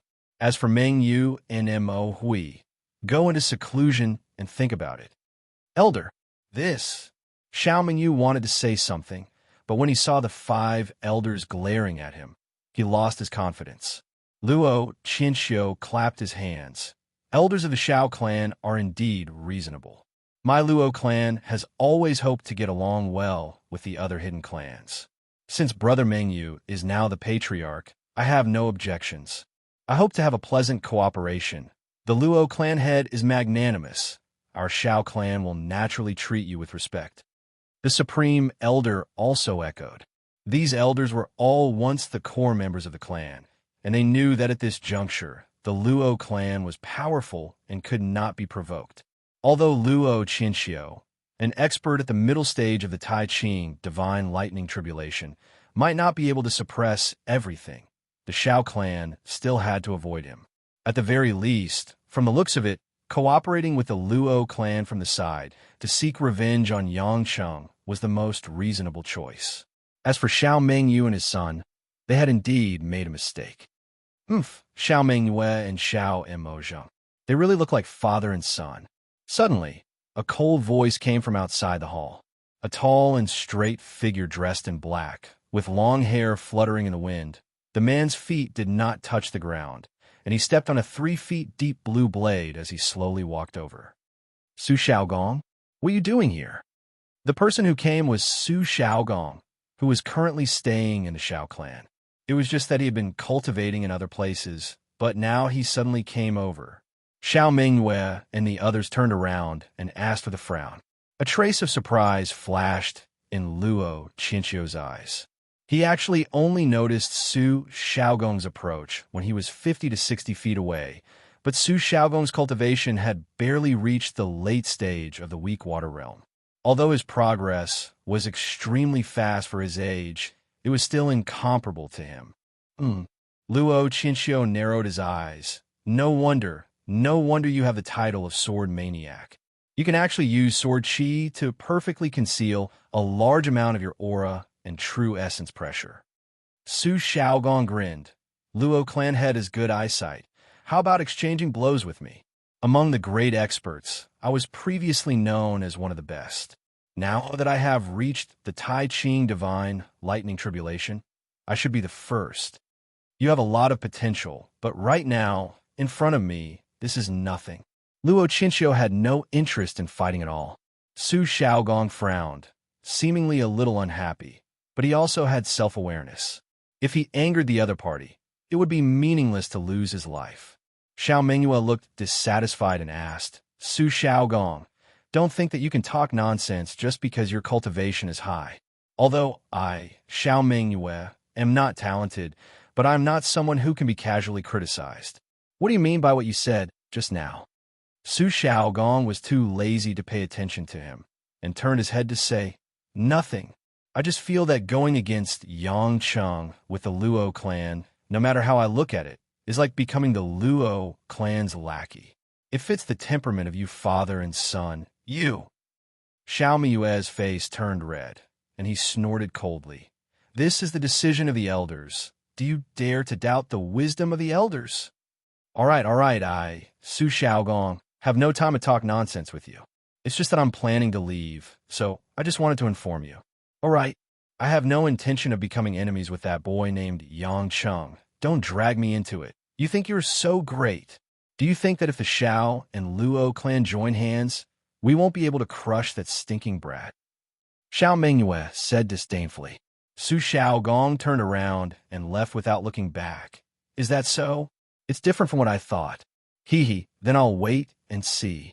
Being disturbed like this, Xiao Mingyue and the others' faces were a little ugly, but they were more happy to successfully take power. Xiao Mingyu and Xiao Mahue left silently, obviously not planning to participate, giving Xiao Mingyue and his son a chance to ridicule them. The overall situation was settled, and Luo Qinxiu was satisfied. He said to the Xiao clan elders, Everyone, since the matter has been decided, then I suggest that we join hands as soon as possible and deal with that brat Yangcheng. What do you think? Master Luo, isn't this a little too rushed? One of the Supreme Elders said hesitantly that Yangcheng's methods are brilliant, and he is cruel. Our Xiao clan plans to gather more experts. Elders, there's something you don't know. Xiao Mengyue said. The reason why we have to make a move as soon as possible is because Yang Cheng's cultivation speed is extremely fast, and he has a large number of pills. If we give him enough time, it will only become more and more difficult to deal with. Previously, because of the backlash from the primal chaos evil spirit, he was probably injured. If he were to recover and even completely control the primal chaos, killing him would be as difficult as ascending to the heavens. Taking advantage of the fact that he doesn't dare to take the initiative to enter the illusion, it's most likely because he isn't confident. If he breaks through to the Tai Ching realm and grasps an even greater power, then it will be a disaster. Brother Mengyu is right, Luo Chinchio said. I can confirm that his current cultivation has at least reached the peak of the Tai Ching divine lightning tribulation. If he goes one step further and reaches the Shang-Qing divine lightning tribulation, he will be unstoppable in the world, and I will not be able to do anything to him. Chapter 1561. The elders were all a little surprised. They had never fought with Yang Cheng before, but seeing that even someone like Luo Chinchio was in a hurry to make a move, it was probably true. Shang-Qing heavenly lightning tribulation? That would be terrible. Even with the strength of the Shao family, they would not be able to withstand the attack of such an expert. At that time, they would be at the mercy of others. All right, since that's the case, let's gather our experts and call back as many old fellows as possible. There's nothing we can do if we can't find them in a short period of time. The Supreme Elder at the peak of the weak water realm gritted his teeth and said, I just don't know. Where should we go to find Yang Cheng when the time comes? Elder, don't worry about this, Xiao Mengyue said confidently. Because the Ning family has become enemies with Yang Cheng, they have sent people to provide us with information about Yang Cheng. The Ning family is also involved? That's right, Luo Chinchio said. The Ning family will also send a group of experts to attack together with us. Xiao Mengyue said, now that we have investigated clearly, Yang Cheng's base is in an archipelago in the Mediterranean Sea of Europe, and his family is there. As long as we take over there, Yang Cheng can only surrender. Europe? A supreme elder frowned and said, wouldn't that violate the treaty of gods that our ancestors made 20,000 years ago? Although the foreign gods have been living in harmony with our Huaxia cultivators for 20,000 years, many of the cultivators who went out were not lucky enough to return. Everyone, Luo Chinchio smiled lightly and said, the gods are not scary. According to reliable intelligence, their spatial laws are actually very weak. Back then, there was a messenger from Hongmeng who was at the soul formation stage who saw the battle between the god of war and Yang Cheng with his own eyes. That Yang Cheng was the inheritor of the Nether King's divine spark, but he only used his cultivation in battle and didn't use the spatial laws, which showed who was stronger. Currently, the strongest main god is Athena, but she's all by herself. No matter how strong she is, she won't be able to deal with a large number of experts from both our factions. If they dare to obstruct us, we will eliminate them as well.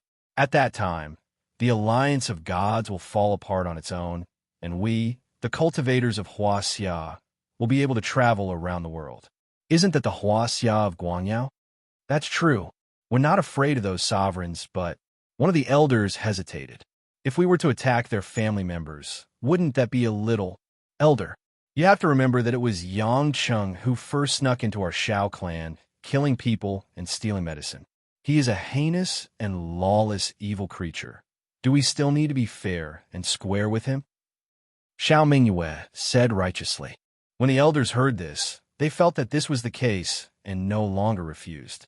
After all, the safety of the clan was more important.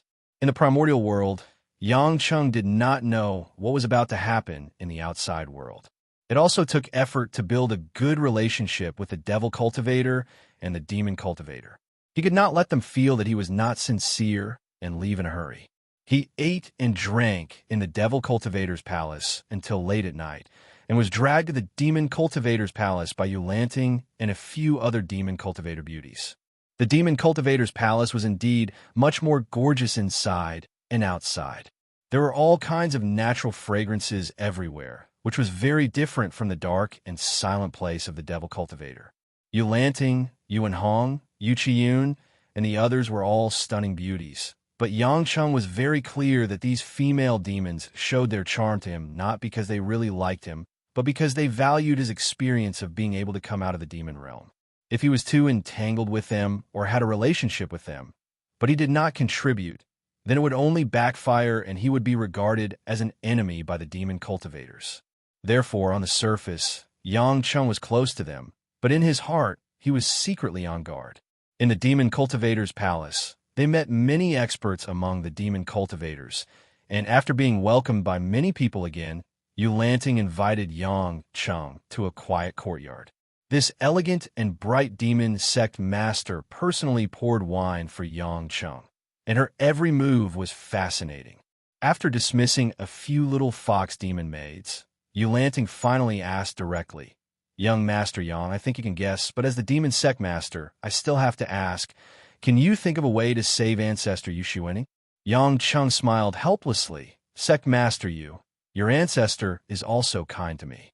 If I have the ability, I will naturally save her. But it was not easy for me to suppress the chaos evil spirit. If I let it have the chance to take the initiative again, it will be unimaginable consequences for me and the entire cultivation world." "Young Master Yang, you don't have to rush to a conclusion."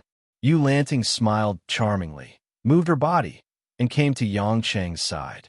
The female fox demon spat out orchids, and the fragrance emitted from her body became more and more intense, stimulating Yang Cheng's adrenaline, and there was a trace of heat in his dantian. "Young Master Yang, what do you think of my figure? Is it acceptable?" Yang Chung swallowed his saliva and smiled awkwardly.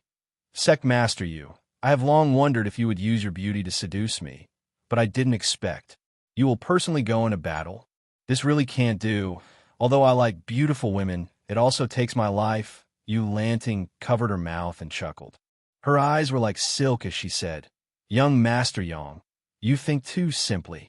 Our Qing Qiu clan is a matriarchal society. Women are born with greater talent than men. Therefore, almost all the elders in the clan are women.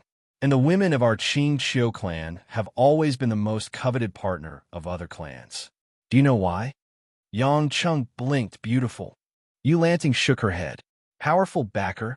Yu Lanting still shook her head with a smile and explained, "Because the women of our Qing Qiu clan are born with a kind of yin and yang physique that produces yin and yang spiritual energy. The nobler the bloodline of the Qing Qiu clan is, the faster their cultivation progress will be, and the men who have sex with them will also gain a lot of benefits." Yang Chung was stunned. "Are you talking about dual cultivation?" Yu Lanting twirled a strand of her hair as she rested her head on Yang Chen's shoulder. She said softly, "Yes, but it's not an ordinary dual cultivation either. Human cultivators use their cultivation techniques to complement each other's true yuan. That's a low-class method. It's not innate. But the dual cultivation, triggered by the special physique of the women of our Qing Qiu clan, is more pure yin and yang spiritual energy, without the slightest side effect. As long as the sexual intercourse is successful, it will definitely be of great benefit." Yang Chung roughly understood that the women of the Qing Qiu clan seemed to be in high demand in the eyes of male cultivators.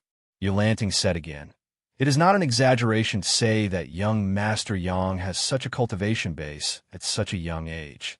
Although I'm already more than 2,000 years old, I have never found a cultivation partner, just because no one can enter my eyes. Although human cultivators have always been disdained by us demon cultivators, if it is a genius like young Master Yang, I am still very willing to become a cultivation partner. If we can understand each other when the opportunity comes, it should be of great benefit to each other on the path of cultivation in the future, right? Then, when I get the benefits, I will go to save Yu Shiwening. Is that what you mean?" Yang Chung said with a smile. Yu Lanting raised her head. Her eyes were as clear as water. "Whether young Master Yang goes or not, I will not dare to force you. If you become my lover, I will cherish you more than enough." Yang Chun couldn't stand the seductive eyes of this vixen. Clearing his voice, he said, "Gate Master Yu, if I didn't hear wrongly, what you said about intercourse between yin and yang is based on the premise of telepathy and requires an opportunity, am I right?" "Yes." That is to say, it must be between a man and a woman. Love each other without any gap, and it will not succeed every time. It depends on the opportunity. Yang Chung said. Yu Lanting nodded. That is natural, just like an epiphany. No one knows when it will happen. We can only wait for it to happen. And the true love between a man and a woman is only a prerequisite. If it is that simple, how can it be? That's right, Yang Chung said with a smile. I just met Sect Master Yu today. We are not familiar, let alone in love. I already have more than a dozen female confidants. If I get involved with Sect Master Yu just because I covet the opportunity to cultivate, then I'll be too greedy. It's not very suitable for a powerful woman like Sect Master Yu, isn't it? Yu Lanting was startled. She frowned. She didn't expect Yang Chun to have more than 10 women around him. She was the dignified sect master of the demon sect. How could she tolerate her partner having other female companions, a group of human beings? Yang Chung remembered a strange thing from before. He said, by the way, Sect Master Yu just said the yin and yang fusion, the mind connection. What is the specific situation? I seem to have experienced it.